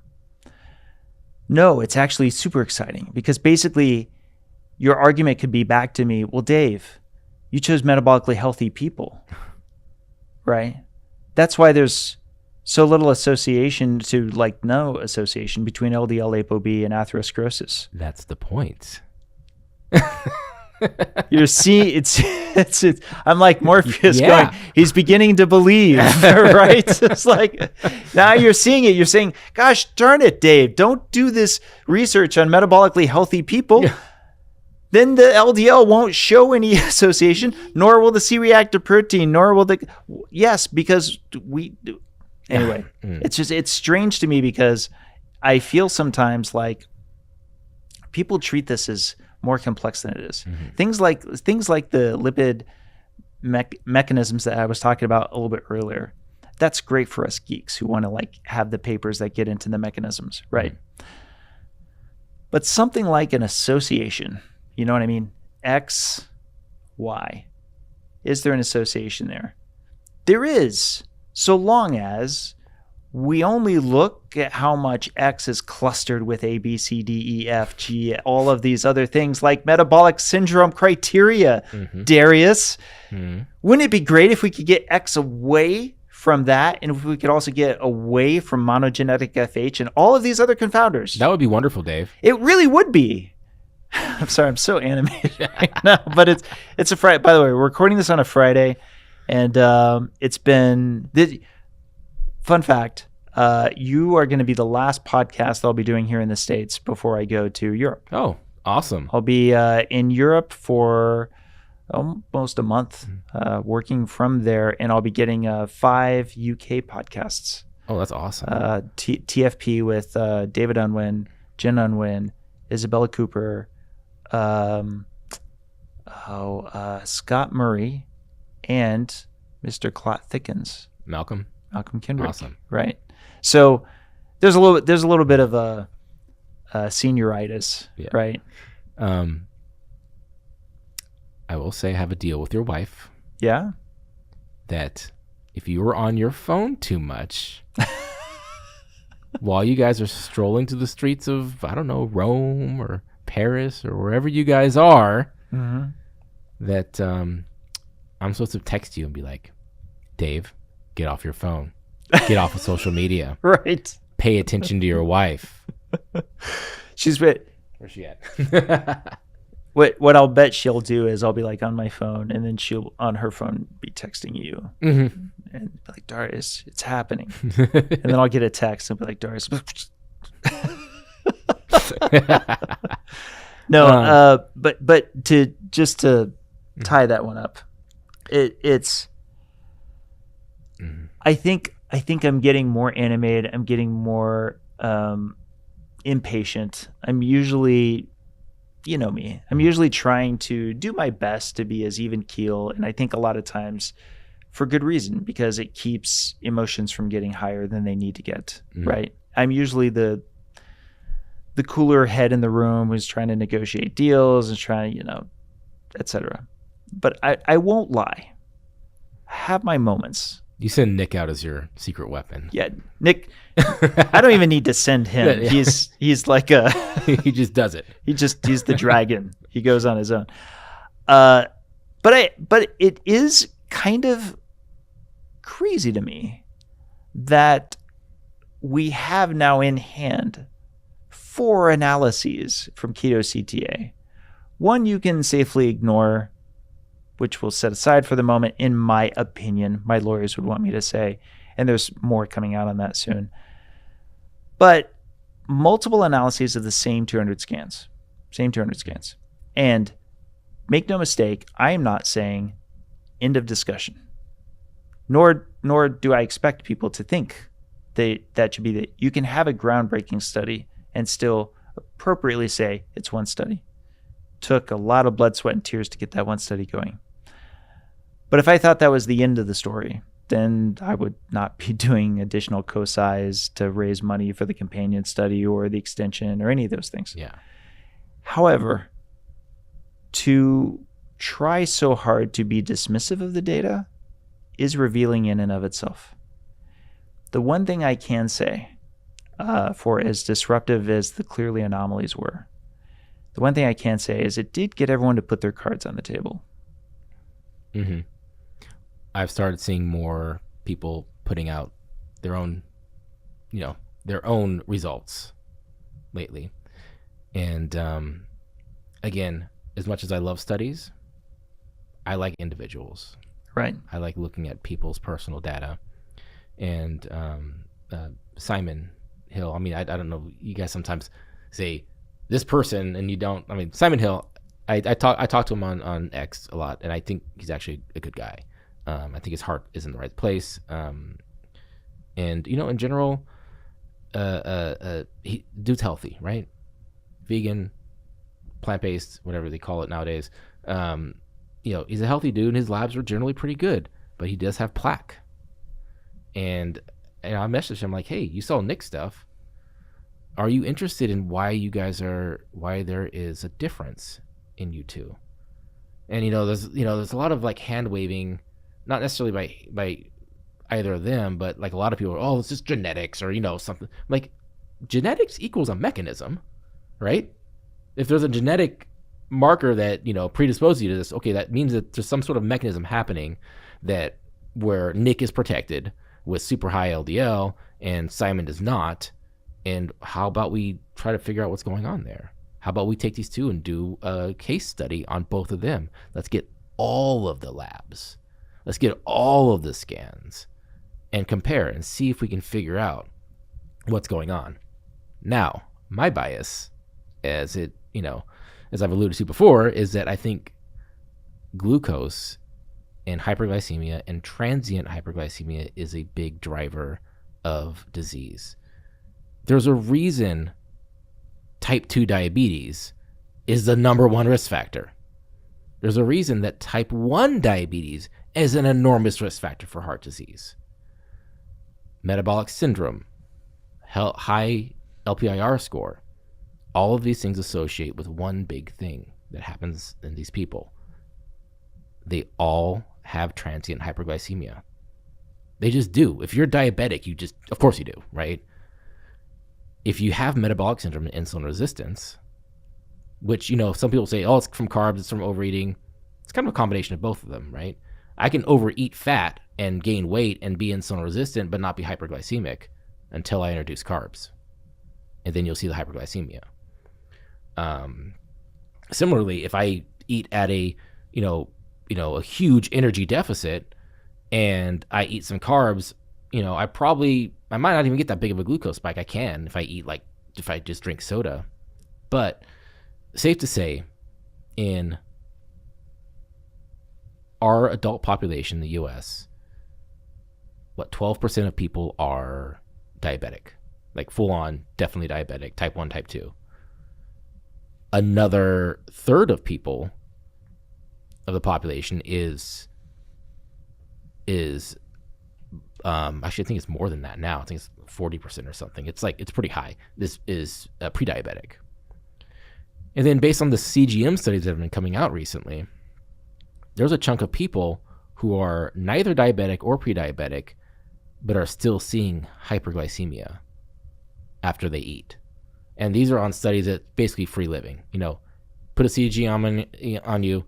Let's just watch what happens. Oh, geez, people are going up into the 180s, 200s, sometimes even higher, very frequently. And so what I think is going on is you're just causing, like you mentioned earlier, there's no chance for the vessels to rest. Whenever your glucose goes high, you are causing glycocalyx stripping. You're causing reduced flow-mediated dilation. You're actually causing acute clotting, not even an increase in risk of clotting. If you are acutely hyperglycemic, you will see increased prothrombin fragments, increased D-dimer, increased P-selectin. This is clotting actually happening at the microscopic level. Every single time you're hyperglycemic, you are causing just a little bit of damage to your blood vessels, a little bit of glycocalyx stripping. By the way, it takes like a week to regenerate glycocalyx that's been damaged. Like you were saying earlier, the vessels never have a chance to rest and recuperate if you're constantly assaulting them with hyperglycemia or whatever, right? Smoking, hypertension. I would change it only to never have enough of a chance. Yeah, never have enough of a chance. But it's important to think of it from a rate limitation, right? So is it trying to? Yes. Is the backlog growing such that it never catches up, right? Exactly. It's an important question to ask. It's like that nagging ankle injury or something that you have that, dang it, I heard it, I'll take a week off to rest.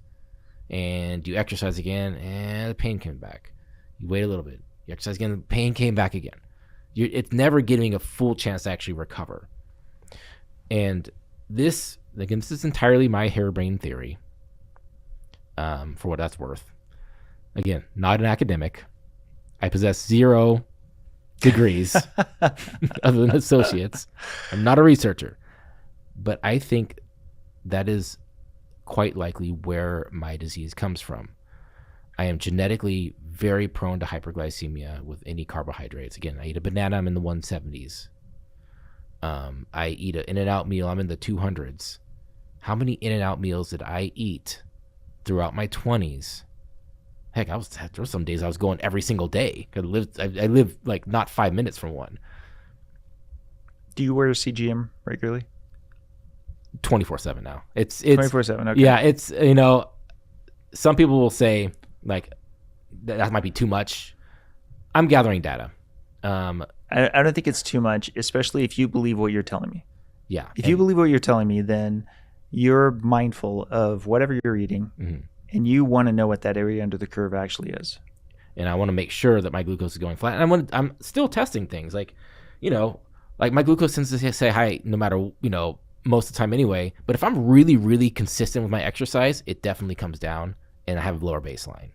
Or if I'm just eating a little too many carbs, it will have a higher baseline.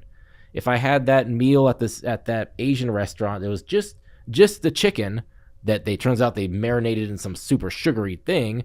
Oh, geez, I ate that chicken thing with the broccoli and my glucose went up into the 160s when I didn't expect it to. Right? When I thought I was eating a low carb thing. I like to be aware of that kind of stuff. Because I think that is really, it's just so important to assess these things for yourself and don't just leave it to the wind.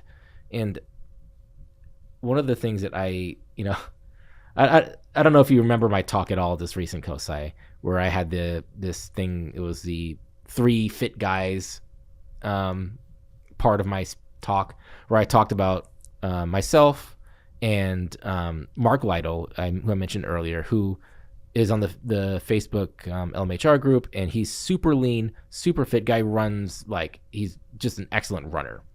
And the other fit guy was Paul Saladino. Now, Paul Saladino, a couple of years ago, got his LPIR score measured, and we haven't talked about much about it, but LPIR, lipoprotein insulin resistance, is basically one of the best markers for prediction of heart disease. He got it measured a few years ago, and it came back at 67. 67 is like you're in diabetes land, basically. You're on your way there. Paul is lean, fit, active, muscular, and I would say I'm assuredly insulin sensitive. But what's going on there? My LPIR and Mark's is essentially 0. It's the under 25. Oh, not even that. I actually pulled up the algorithm for it and the chart, and I go, oh, okay, I can actually calculate it, because in the LabCorp result just gives you less than 25. I actually calculated to see, like, oh, sometimes it's like 5 or whatever. Sometimes, most of the time, it's 0. Mark and I both have essentially 0 LPIR score. Mark, his diet is he eats, again, pizza, fast food, and pints of great value ice cream. He eats just what anybody would go, oh my God, how could you possibly eat that? There's nobody anywhere that would say that's an okay thing to eat. No, he pounds that down every day. Do you know how old he is? He is 32, I want to say. I'm not positive about that. Maybe 33. But importantly, he's also very, very athletic. Very, very active. Very, very lean. Like when you see those pictures of Nick where, he's just like shredded, Mark looks like that too. Right. Very, very active. And he's worn a CGM before. Well, sure enough, when you see his CGM readings, it's just like a little tiny bump. Barely moves. Keeps going. Even if he eats a pizza with, ice cream on top, practically. But his skeletal muscle is probably just drinking like just that drinking glucose right out of it. It's Yeah. not he probably needs hardly any insulin at all. Oh, yeah. For the amount of uptake of glucose into His insulin's always super low. Yeah. Yeah. The guy's super, super healthy, super, super fit. And when I saw the CGM readings, I'm like, oh my God, you barely move. Me, if I eat that meal, I'm pushing 300. I've repeated that in and out meal at some point. Again, I was pushing 300 at my peak. So to bring it back to Simon Hill, Nick Norwitz, your theory is that Simon Hill, it's possible that this may have had to do with the hyperglycemia. It's possible if he's eating a plant-based diet and most of his calories are coming from. No, I know he does eat like a lot of like unsaturated fat, mono and polyunsaturated fat. He stays with saturated. But I'm just kind of curious. I don't have his CGM readings. Paul Saladino didn't. He put a one CGM reading out back in like 2019 that he had like a tablespoon of honey. It sent his glucose up by like 40 points. And I'm like, that looks like me, right? Like he had a huge spike for, a pretty very mild carbohydrate load. And I'm wondering if his current diet of, sugary drinks and tons of really sweet fruit and juice is the reason his LPIR score is high. Maybe. I'm just, this is purely a harebrained theory of mine. I want to see Nick and Simon get together. Okay, guys. I'm talking to you. Let's squash the beef and work together and figure out some stuff. You guys could actually have a really cool collab on this and get all of the things tested and put your results out there. Actually, I challenge anybody who's like in this space to put their results out there. Saladino, he just stopped putting. He checked the LPIR and he kind of passed it off like, oh, that doesn't really matter. It's too sensitive of a test. The next time he got labs done, he didn't check it because I don't think he liked the result. I don't see a recent CAC scan on him. Where's his CCTA? Where's anybody's, right? Even people in our own groups, right? I want to see CIMT, CCTA, CAC scores from all the people who are pushing any sort of narrative or recommending anything. Show your results, show the data, show that what you are promoting is working in yourself.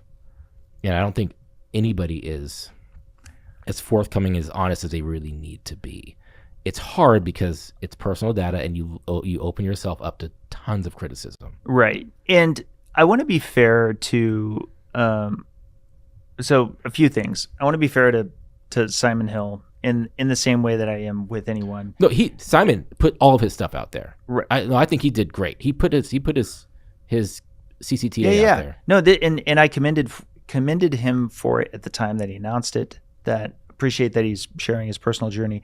I do this with literally with anyone, which is that I have a tweet thread. I think you may have even seen it, where I say you never know what's going on with a person and their personal life and a whole bunch of. And incidentally, let me use myself as an example. I haven't gotten another CT angiogram yet, but I plan to. When I do not want to suggest in advance that I think it's going to be good, even though my original one is actually pretty good. Like, the issue is that this has been one of the most difficult, stressful times in my entire life. My sleep is notoriously bad, which I've talked about on here all the time. That's not going to be good for your heart. It's not. I know what cardiovascular risk factors are on, so I'm not the guy, talking the talk of you need to be more like me, and I'm a pseudo fit fluencer kind of thing. No. No, you're not that. Not that. So when I get it, my intent is to put it out there. But I even qualify to that regard in that if I did, and let's say it did turn out to be great, I wouldn't go, oh, awesome. This is, me just proving that my diet was fantastic. I'm up front in advance of me getting it that I'm worried about my own scan for reasons I'm already well aware are cardiovascular disease reasons beyond the LDL, right? Now, that said, bringing it back to Nick and Simon, Nick does deserve special dispensation for the fact that he is who he is. So it'd be one thing if some random influencer on the low carb side or on the high carb side or whatever has disease or doesn't have disease, and then they're saying, hey, look at this, here's my results. Nick Norwitz, of myself and Adrian Sotomoda, of the three of us, he is the one who's been maintaining at the highest levels of LDL that are well into homozygous FH territory. Yeah, well into it. And he is a central author in our papers. I think he's lead author on most of our papers, right? So even if the concept of the lipid energy model and lean mass hyperresponders, I might be, I don't know, you could call me the founding member or something. This has been my concept, my idea. It's been definitely expanded on, expounded on, and has been formalized by this amazing team that I'm working with to build on this research. Nick is exceptional in regard to how absolutely vital he's been for all of this, for not only this research, but then, coming around to this point where he actually does get the scan and he puts it out there. And I can say this with full conviction, both times he's gotten a CT angiogram, I've said, okay, just so you know, though, your ulcerative colitis, we know, also has higher inflammation associated with it, even when you were working at resolving it, right? Absolutely. That in itself could be a cardiovascular risk factor. It might even be something you want to talk about just in the same way that I am, just to make it clear to people that that is potentially a confounder. To Nick's credit, both times he says whatever those scans say, that's what I'm putting out.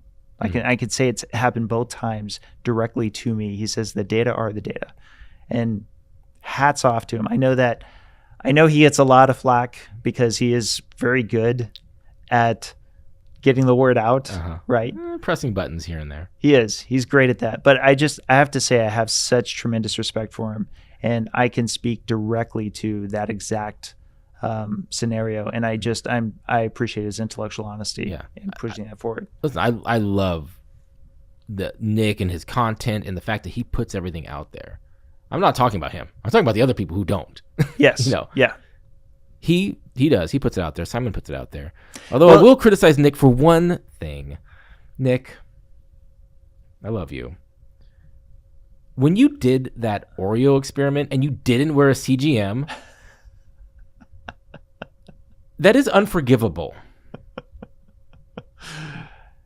I'll just leave it there. Because he won't be able to do it again. But yeah, bringing it back to Simon, there is, for what it's worth, I've invited Simon to this podcast. am offering to cover his flight here. If you would like to come on, I think it'd be a great conversation. But I do need to gently level set something, which is that when the clearly anomalies became more and more obvious to quite literally everyone, you saw it in real time, right? Everyone couldn't stop talking about it in April, May. We had you and I had a lot of conversations about this. We did, which is where I want to bring it back to the timeline for a crucial moment where you and I got more directly acquainted, and I invited you to interview me about the paper itself. As you know, one key component with the paper when it was released was that we were missing something that we need to have on it. And I wanted to actually have an interview for which I would have to take tough questions. Ended up that it wasn't just one, it was two. It was you, and then afterwards it was Chris McCaskill. And I wanted to get that on the record and deal with it right then. To this day, I'm so proud of the fact that we did that. But Chris did a great job interviewing you. Chris did an amazing job. I can't wait to have him back. I have a criticism of him as well, but is it related to that, or is it something different? It was at one of the conferences. I was unhappy with how he presented some of the data on, like, he gave some examples of like some meat eating healthy people who end up having heart disease, but he failed to mention that a couple of them were smokers. Yes, yeah. And I was never mind. So he did do a great job interviewing you, though. I actually really enjoyed that one. No, I really loved it. But the reason I bring this up in relation to Simon Hill is that as there was a lot more chatter during the period of time for which a lot more people believed the Clearly data to be credible, as that belief in credibility was dropping, it was just tanking more and more for so many people. And I'm behind the scenes trying to just get more and more of these analyses completed as soon as possible. But there's no, QAngio, the pre-specified analysis can only go so fast. But the heart flow, being able to add that was a big deal. I don't know about you, but I literally, after QAngio was in, I presented the preliminary data. It was like quiet. I mean, all of the major influencers who were so interested in chatting about it before had basically gone dark. And I think that at the point at which, unfortunately it came to where since Clearly would not do anything to quality control check their data, and especially in light of people actually directly resubmitting their scans, their study scans back to the same platform. You were watching that in real time, right? That was delicious. Naturally, we had to say, to the journal, we can no longer stand behind this data set. I thought that perhaps many of the critics would just remain dark on the Clearly data. But Simon Hills is looking to reopen the topic and wants to discuss the keto CTA scans.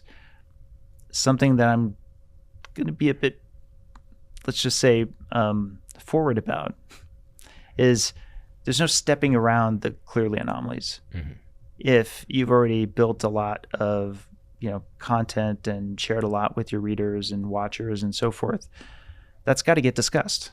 It can't be something that's just sort of left off the conversation. So we'll see. Apparently something's coming, and we'll see if that's what comes up.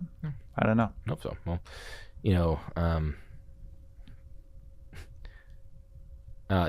feel free to edit this out, but I think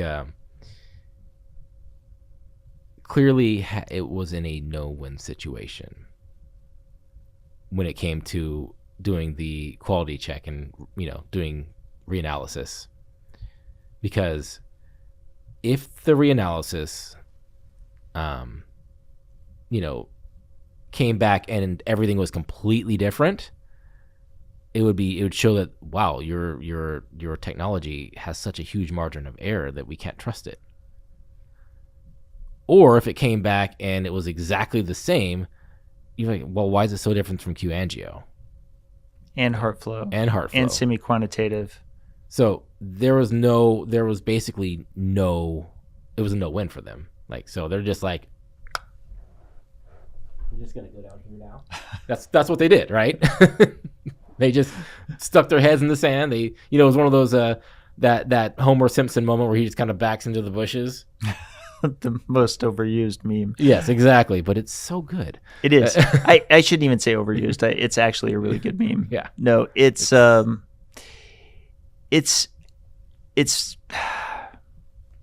you've been watching the study as it unfolded, Mm-hmm.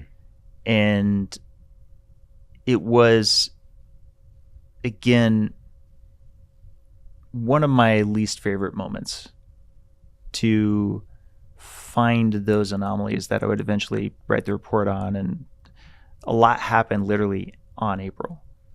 But the moment that I loved was that I got it worked out behind the scenes, because there was supposed to be like an embargo period and so forth for the raw data, to get that raw data released. And I believe it was released in early May of last year. So in May of last year, anybody, including Simon Hill, including Gil of Nutrition Made Simple, including Lane Norton, any of them could have downloaded the raw data, like so many people were, just throw it into an AI and ask the AI. And especially as more of this evidence piled up with HeartFlow, with QAngio, and now the resubmissions, it's there. It's there for all of us, more than it's ever been before. And that, like I said, it's given everyone an opportunity, or I should actually say, it's forced everyone to put their cards on the table as to how much they care about all of this. To be, science communicators should care a lot about where the evidence stands. Mm-hmm. I mean, I think the tendency is for anybody is to go with the thing that just confirms your bias. And so, to be fair from that side, they're going, you guys went against the thing that, that was opposite of your bias. You discarded the Clearly data because, it didn't line up with your, expected outcomes or your hopeful outcomes. But I have a response to that. But, obviously, well, you have checked 3 separate things that all are congruent, and this one thing is the anomaly. So you're going with the other things that agree with each other. Correct. Let's say in April we went a different direction. The moment on April 18th that I'm finding these anomalies, I go public, and I'm attacking Clearly outright. Right then, I could have done that. I could have said this data set is BS. And there would have been no HeartFlow analysis done yet. There would have been no QAngio analysis done yet. There would have been no resubmissions, right? Then that would have been a very valid complaint that, wait a sec, you just don't like the Clearly data. You got a hold of it, and now you think that you see some anomalies, but is it really even confirmed? Can you be sure that another AI guided reading platform wouldn't show the same issues or show the same patterns that Clearly was? So it was only after we had gotten these additional analyses, and all throughout, I kept reaching out to Clearly on behalf of the Citizen Science Foundation, going, please do a quality control check on your own data set. Please, the patterns that I warned you about do not fit anything you've seen outside of this study. Right. So, yeah. I'm writing a book on all of this, by the way. It gets a lot into the events of last year coming into this year. And for what it's worth, I mean, it's a lot of the play-by-play I go through. Not any of us had been perfect through the whole event, but in so many respects, it's like a real-life Emperor's New Clothes, with the Clearly data set being the close, right? Yeah. Well, I mean, that's politics, isn't it? Yeah. That's really a good analogy for how everything's going just in our politics nowadays, right? But this is science. And you would think it would be that way, but it's almost even more so, because once you have a thing that you latch onto that you've concluded is the thing that you that has convinced you that whatever your bias is the absolute truth, anything that challenges that isn't like viewed as, as a curiosity. It's viewed as the enemy, Right. because we are humans and we are tribal, and we want to protect our own thoughts, our own culture, our own beliefs, because we're almost like religious in nature, right? Like because the whole nutrition thing especially, but even a lot of science, it's just like you become so attached to one thing that if something challenges that's a threat to your being, to your essence. That's not just like a questioning of like, is this thing valid, or does the data confirm it or not? It's just like, oh my God, what? No. That cannot possibly be. I've staked my entire life on this thing. Everything that I've thought all of my life is being threatened. And that's a problem in this case. Mm-hmm. You know why? Because it's not supposed to be that way. Because in particular, in the field of lipidology, there is a central hypothesis. And axioms are supposed to be challengeable, right? If there's any field for which you want, we were talking about the skill of empathy, that's unnatural, but you have to build it.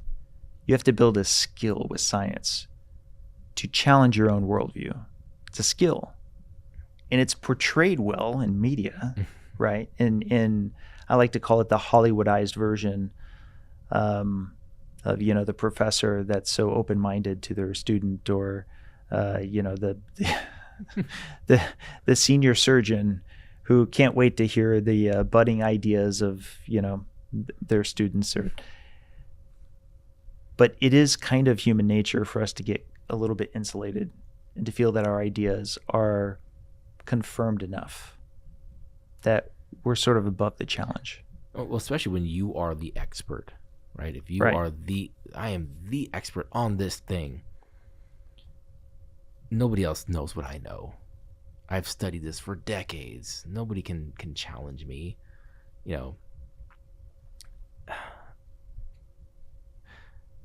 I don't know. I see that attitude, not just in science, but just in everything. Doctors a lot of times don't like to be challenged with what they're doing with their patients. I will say, shout out to the doctors that I work with. They are freaking all fantastic. You can challenge them. You can be like, hey, That's a good doctor. I don't think this is what we're doing. And they're like, really? What do you think? I work with a fantastic group of people, like all of them, every single one of them. I've had some experiences in a hospital with doctors that have been good. I've had some experiences in a hospital with doctors that are not awesome. That's not to say that we don't butt heads, or that sometimes somebody's in a mood, but in general, everybody is open-minded to working as a team and to outside suggestions. Even from people from the techs on up. And I wish there was more of that in what we're doing. Thomas Dayspring should be like, holy crap, there's a guy with 500 LDL for 7 years and he doesn't have any soft plaque. What's going on there? Like, there should be lipidologists should be tripping over. They should be shoving each other aside to want to study Nick. Yes. To be like, hey, dude, what's going on with you? Everything that I've learned in my entire career has told me that you should be riddled with disease. What's protecting you? I want to understand that. Where's the curiosity there? Heck, not even just curiosity. How about self-interest? If you figured out what thing protected Nick, that you could monetize that, right? Or at least make a name for yourself. Like, I would think self-interest would drive somebody to being like, dude, I'm going to figure this crap out, and I'm going to find a drug that targets whatever protective mechanism Nick has going on, and I'm going to make myself millions. Ideology trumps self-interest a lot of times. True. And if your ideology is stuck on one thing, you'll go against, again, your own self-interest just to preserve that. To be technical, there's a self-interest versus another self-interest. So the self-interest of the belonging often can be exactly at odds with the self-interest of being intellectually honest, right? Yes. I have one more thing I wanted to fit in real quick, which was the Another question? OwnYourLabs.com. Yes, OwnYourLabs.com/desk. Have you watched the HBO show The Pit? And if so, how accurate is it? I have not. Oh, you've not? Okay. Sorry. Go figure. I will tell you, okay. The ER is a chaotic place. Even on the best of days, maybe on the best days, actually, we can be chilling. But it's just a chaotic place. There's always a lot happening. And sometimes it does resemble those I've seen, I haven't seen The Pit specifically, but I've seen those shows before, right? They have the screaming crazy patient over there, they have someone bleeding out over there. Some days that happens. Like, for sure, there could be they're doing CPR in that room over there, doing CPR in that room over there. This, meth head patient that's strapped to the ambulance gurney is screaming their heads off as they come in. There's a grandma running down the hallway, and we're all trying to manage all this at one time. That does happen, 100%. Do I get we get the gunshot victims. I mean, the hospital I work at is in, very poor, community with a lot of gangs and gunshots, and we get all those people coming in. We'll have people walking in with bullet holes in them, like, I just got shot. Homeboy ambulance drop off, basically. So we do see some of those things that are chaotic that you think you were in a show or a movie or something like that. That does happen. Most of the time it's not, but we do see everything. Again, the horrible tragedies, the drowning child, the the wife that just lost her husband, and all that terribly tragic, heart-wrenching stuff. And at the same time, though, I don't know about The Pit, but I know these shows do kind of they dramatize some of the stuff that we do. And have I cracked a couple of jokes while I'm doing CPR on the 80-year-old patient? We all do. Yeah. Yes, like all the time. I mean, one of the times, okay, everybody, we in the ER have a dark sense of humor, so just recognize that. Ambulance brings in a patient that's, I think, either under CPR or about to be, and this patient is like, I don't know, in their 80s and just horribly cachexic. Just, you can see every single rib on them. Just looks awful. Like, looks like they're about to die, because they are. One of the nurses sees it and goes, "Who brought in Skeletor?" And we were all thinking it. He just was the one who said it. So, there's plenty of those times where we are doing serious stuff but cracking jokes. And then there are those times that the joke, you do not crack any jokes. Right. This is too serious. This is too serious, too sad, too tragic. So yes, there is plenty of drama. There's two. Sharon and I have watched both episodes both seasons of The Pit. I've enjoyed a lot. So I did watch ER back in the day, and House MD. Oh yeah. House MD gets a bit wild out there. Mm-hmm. And there's a lot of times where I'm going, no. The things stuck in people that have things stuck in their rectum. Oh yeah. Oh, I'm sure that's a thing. Yeah. That's talk about embarrassment. Like, I can only imagine what those interviews where they're trying to explain do you have how often is it that people are kind of going, yeah, and they're just getting really close to the window to say it? A lot. Yeah. I mean, not only that for really embarrassing things, but even just for their own, the people are private about their own, medical problems. Yeah. Understandably. But what I'll give credit to the Pit for is, yeah, some things feel a little over the top, but relative to a lot of these hospital shows, I think why it gets a lot of accolades is they do put a lot of work into the technical, and there's not as much stuff that's over the top. There is a little bit of preachiness with like sometimes some directions that they want to take it, but for the most part, like political stuff or like sometimes current eventsy things that make it in. I don't like it because it takes me out of the show. Like maybe they get a little too woke or something on it. Well, there's just I think a lot of times writers want to kind of fit in. It's sort of like I just want to get in just a little mention, a little jab at some political thing, and again, it's so blatant sometimes. It takes me out of it. Like, is it so hard to just keep it about the thing? Anyway, no, there's two things that come to mind.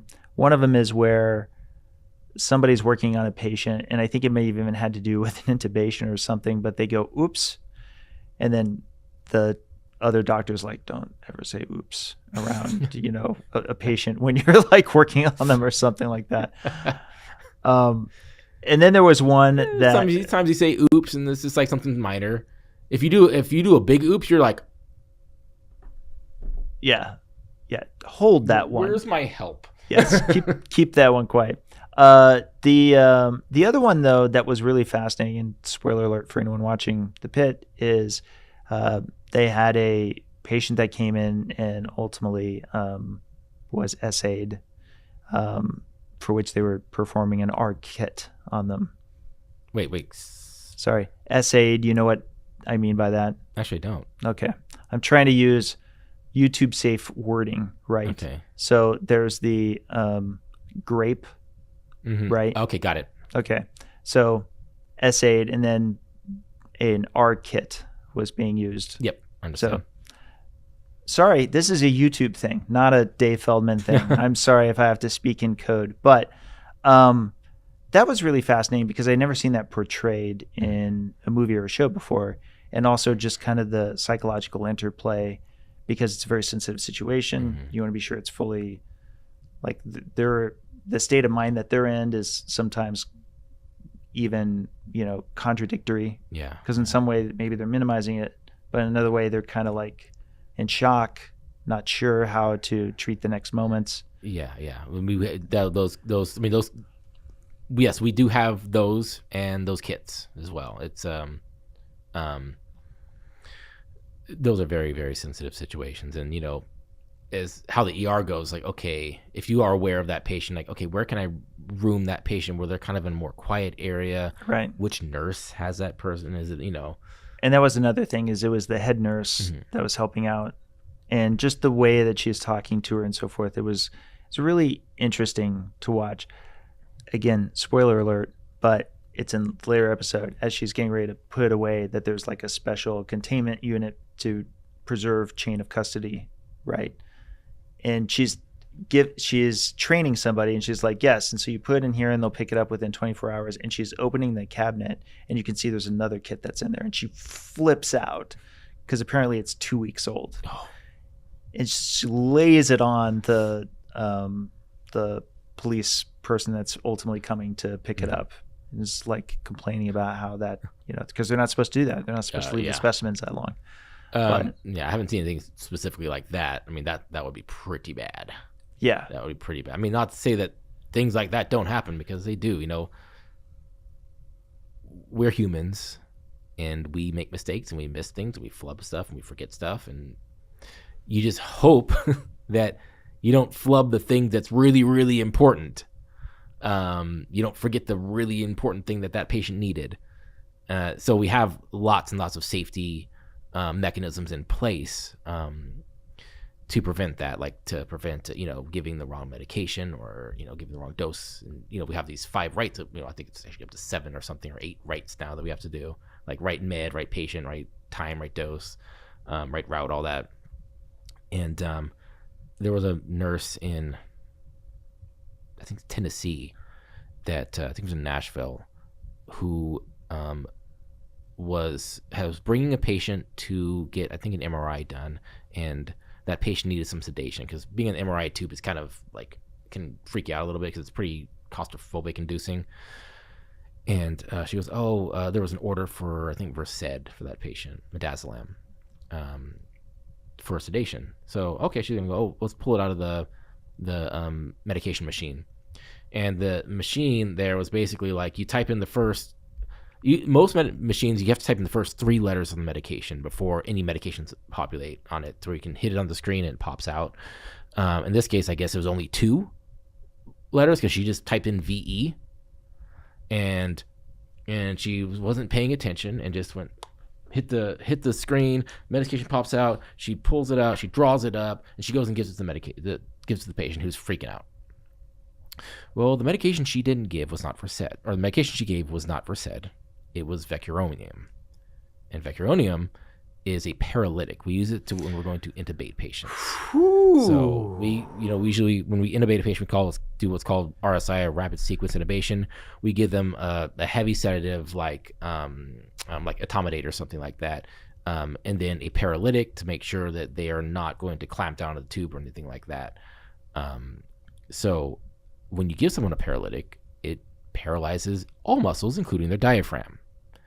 Well, this nurse did not do any of the checks you're supposed to do. I mean, like she didn't look at the screen. She didn't look at the medication vial when she pulled it up. She didn't read it. She didn't check the dosage on it. Nowadays we actually have a scanning thing where you have to like have a computer and scan the patient's wristband and scan the medication before you give it. That's good. Yeah, there's all these different steps that you're supposed to do before you actually draw that medication up and give it to the patient. But she was too rushed and skipped a bunch of steps. And maybe, I don't know if she came from a different hospital system where there weren't all these steps in place, or she was just, rushed. Well, she gave this old lady a paralytic and sent her into the scanner, and that patient died. Wow. And I believe, I can't remember for sure, but I believe that nurse was charged with like 2nd-degree murder or something like that. It was like it wasn't even like a manslaughter. It was like a pretty hefty charge that normally you wouldn't do in this case, but it was like, it was a pretty egregious error on her part. It was something that, I mean, listen, we've all made mistakes in healthcare. We've all done like wrong medication, wrong route, wrong patient. It's happened. It's so easy to do when you're in a rush and there's, you got orders on your other 3 patients over there and this one's screaming at you and, your partner over there and your assignment needs help and you're like, I just got to give this medication, move on. It's so easy to make mistakes, and that's why we have all these safety features in place. But when you skip over all of the safety features, there's this thing that we call the Swiss cheese effect where, we have the safety feature, but it has some holes in it. We have another safety feature on top of that, and we layer them so that none of the holes line up, right? But so something can get through multiple holes that are lined up. Exactly. In this case, she dropped off all those safety features, and she just, and now harm reached that patient and ultimately death.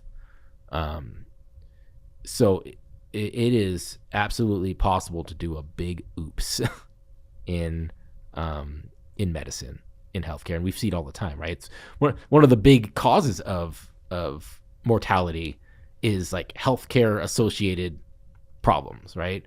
We gave the wrong medication or the wrong dose, or the patient got the wrong treatment, or had the wrong limb removed. Yeah, like and that. you keep putting in safeguards to the best you can, Mm-hmm. but it's a calculated risk. It's appropriate to say there is such a thing as hospital error. It can be bad, but weighing it against the potential benefits should always be done, right? And the most important thing, honestly, for patients and people in general, do what you can to stay out of the hospital. True. Within reason. Within reason. Take care of yourself. Take care of your body. I mean, we say it till we're blue in the face. Watching what you eat. I don't care what freaking diet you go on. Be of a healthy body weight. Manage your glucose levels. Avoid hypertension. and get some physical exercise and get some good sleep too. You do all those things. In general, you're going to avoid the hospital. Things come up, and if and when those things do come up, like you had on Cynthia Thurlow a while back, and she talked about her husband who was complete whiteout on one side with a terrible pneumonia and pleural effusion. He survived that because he was already fit and healthy and active. Had he not been, there's a very good chance that would have killed him. You need to protect your. I mean, it's not just about having longevity. It's about being healthy for those times that you aren't healthy. Right. And that's a super important point to drill in on, because often I think when people are hearing health span and lifespan, and everyone zeroes in, certainly I do, I want the longest health span. I don't want a big gap between when my health is failing and my death. I'd like to, be healthy, happy, awesome, and then, drop dead quickly, right? Yeah. But I'll bet you would agree with me if either one of us died tomorrow, hey, we had a good run, right? Yeah. Like, I don't want to get some kind of debilitating disease that takes me 20 years and has cognitive decline at a rapid pace and all that sort of stuff. So making yourself bulletproof as much as possible, such that when, I don't know, an event like the one from 2020 comes around and you're already positioned such that you can recover better, that makes a big difference. Mm-hmm. And this, by the way, wraps into my larger interest in the immune response overall. Don't have your immune response already occupied. Mm-hmm. Again, I think it absolutely is rate limited. And the more that you're already near the edge, the more something that can push you over pushes you over. Yeah. And I see that a lot in the patients that I take care of. People come in that are way sicker than they should be, and they're only in their 40s or 50s because they've never paid attention in their life, right? I think we all get so insular in our whole nutrition world community, from everybody, from the vegans on down to the carnivores. We're all so like, I'm going to live longer because I'm a vegan and you're eating too much meat and that's going to kill you early. Well, you're going to be, muscle wasted and dementia when you're old because you're a vegan and you're not getting enough B vitamins and stuff. You know what the fact of the matter actually is, when you look at, say, Nick and Simon, these are two healthy guys who are going to be healthy their whole lives. Period. That's what's the case. That's the case there. The people that I see in the ER, I don't see LMHR people, right? Right. I don't see fit, active vegans. I see very metabolically ill people who don't care, don't check. I mean, you want to know what the number one cause of like mortality and being, being ill is? It's not caring, not giving a crap about my health. That's the people that I see. I see the 50-year-old, guy with a big, beer belly who hasn't been to the doctor in 20 years and turns out he's in renal failure. I see the, person who's, again, DKA comes in because they haven't checked any of these things. They haven't cared enough to keep their body weight low, to go to the doctor, to get even just a basic lab. You don't have to get, NMR panels, all this crap, ApoB, all the crap that we're doing here. Just go get a basic lipid panel with some like your Kim and CBC. People don't even do that, Dave. They don't. Like, the things that I see mostly are just people who have not taken the steps to just take basic care of themselves. And that's for a lot of reasons. A lot of it is I just wasn't paying attention, right? I didn't care. I wasn't paying attention enough. A lot of it, this is my family. This is how we are. This is what we do. I mean, I always say this sounds kind of dumb, but people do what they do because they do it, right? They just do the things that we've done the whole lives. I never thought anything about it. This is what we've always eaten. Why would I do anything different? And I have to inject this. This gets back to how we are as creatures being habitual. Yeah. So I think for better and for worse, we underestimate habit. Yeah. Everything we're absolutely. eating right now, we didn't start that. There wasn't some genetics programmed for me to eat the particular thing that I am going to eat, Yeah. right? It's that I was introduced to it. Maybe I was introduced to it repetitiously because my family cooked it a lot, and that's why it's now a thing that's in my mind that I have associations with. Yeah.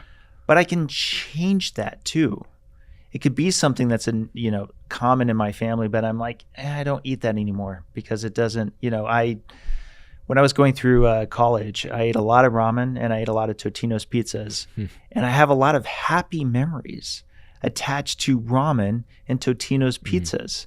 And I have no doubt that if there was like a super low carb, healthy version of both those things, I would get back to eating them because I'm sorry, I find them delicious and they have those memories, that association, the sense of family and the timing and so forth. And I no longer underestimate how powerful food is in that regard. Yeah. Right. But I have new habits. I built them and it's getting easier and easier and easier if I can stick with them. The habits and the emotional aspect, and I'll touch on that briefly. Like, not only all the stuff that I see is just people just don't care, don't pay attention to their own health, never track anything, never get any labs checked. There's also a whole host of people where, again, food is their drug.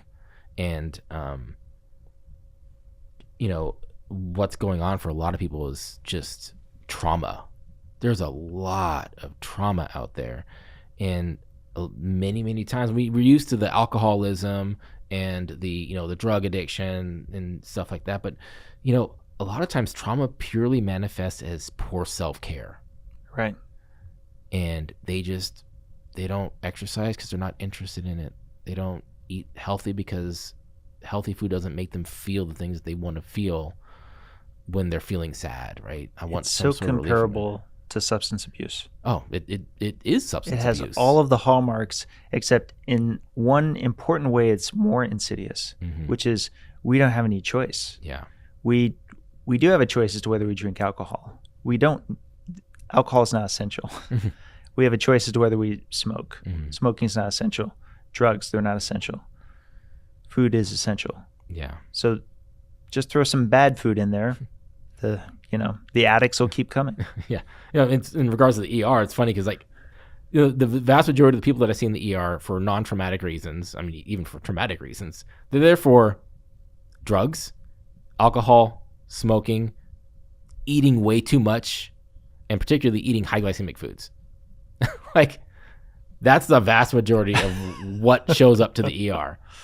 And if you avoid those things, you're going to be pretty dang good. And that's why I always think we parse out, again, Nick and Simon keep going back to that, but it's a great example because they have such vastly different diets and approaches, but they're both healthy guys who pay attention. Right. They'll be fine. That's also kind of why I struggle to not get so much into the whole social media thing, because anybody who's watching this, I have practically no presence on social media. My own little, I have a practically defunct YouTube channel and some posts on Instagram or something. But you have a lot of your experiments that you share. I have the LMHR Facebook in the LMHR Facebook, and that's kind of it. Yeah, generally. I like to focus on the people who truly need the help, because the fact is, by the time they reach you, or they reach Ken Berry, or they reach Simon Hill, these people who are out there looking for help, looking for another path, looking for something that'll help them. They are focused on their health. The people that I see in the ER don't even realize that they need to focus on their health. Right. And my job is to get them to understand that thing that you ate is why you are here. I need to draw that connection. And the moment I can draw that connection, and I have before, and I've seen it in people, and I've seen great outcomes from it, the moment I can draw that connection, I've done my job. Yeah, listen, hats off to you. This is actually a good spot to wrap. I think so. Hats off to you, because it's the moment for so many people. They're in the hospital. almost nobody else in your place is probably going to be talking about choices they can make, particularly with diet and lifestyle. You can at a crucial moment for which they may be especially receptive. So, Darius, you kind of already told us, but where can people reach you? Well, again, I have my defunct YouTube channel. I've changed it several times now. The name of it, I think, what is it? I think it's called currently. What was it? Oh yeah, Dose of Reality. It was supposed to be some mix of me doing kind of like some political stuff, some health stuff, and a mixture of things. Never really took off, mainly because of my lack of time. Or wherewithal, really. Yeah. I'm Merce Darius on Instagram. Merce as in man nurse. I'm Merce Darius on X. Just Darius Sharp on Facebook. I'm in the LMHR, the Lean Mass Hyperresponder Facebook group that Dave founded back in 2018, and I joined in 2019. That's really where we know each other from. And that's it. I'm so happy you were able to come out here and jump on, Darius. Yeah, me too. Thanks so much, Dave. I really, really appreciate it.